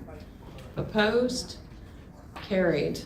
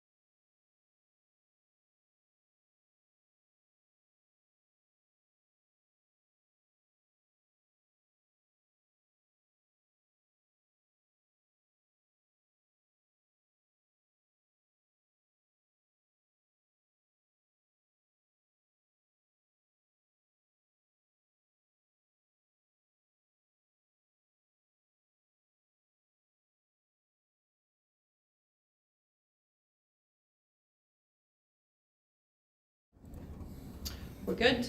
Yeah, we're good. Sorry about that. Okay, no, all good. So we will close our meeting for Sorry, the Madam 20 Chair, minutes. Oh, sorry. not trying to draw the meeting out, but because I know I missed a drink or partner or two, just our knowing that we won't talk again maybe before the government conference, or maybe we will, and the number of remits that are up for the council to consider will be delegated to the four of you. I don't know. I'm cool That with it. was, so the voting was delegated in the April meeting, I believe, and we did have, they have been distributed. Yeah, but the remits went out in April. No, but the remits have been distributed to all councillors. Yeah, so we normally discuss And them. we discussed it on Monday, cool. or Tuesday. Thank you. And it was the view of the majority of councillors that were involved in that conversation to delegate that to me as the voting. All right, that's okay. Just made sure, I don't want to set you up by saying, how did Pamela get there? Yeah. All right, No. thank you, because No. I'm at the conference under another. Thank you. Good. All right, so we will close with our karakia. Kia ora, Council, thank you for the meeting. Let us close the meeting. Unuhia, mai te uri tapu nui, kia wātea, kia mama, tēnā ngākau, te tinana, te hingi ngaro. I te ara takatū, koia rā e rongo, e whakairia ake e runga, kia tēnā, huia, hui, take it, thank you. So thank you very much. We'll declare the meeting closed.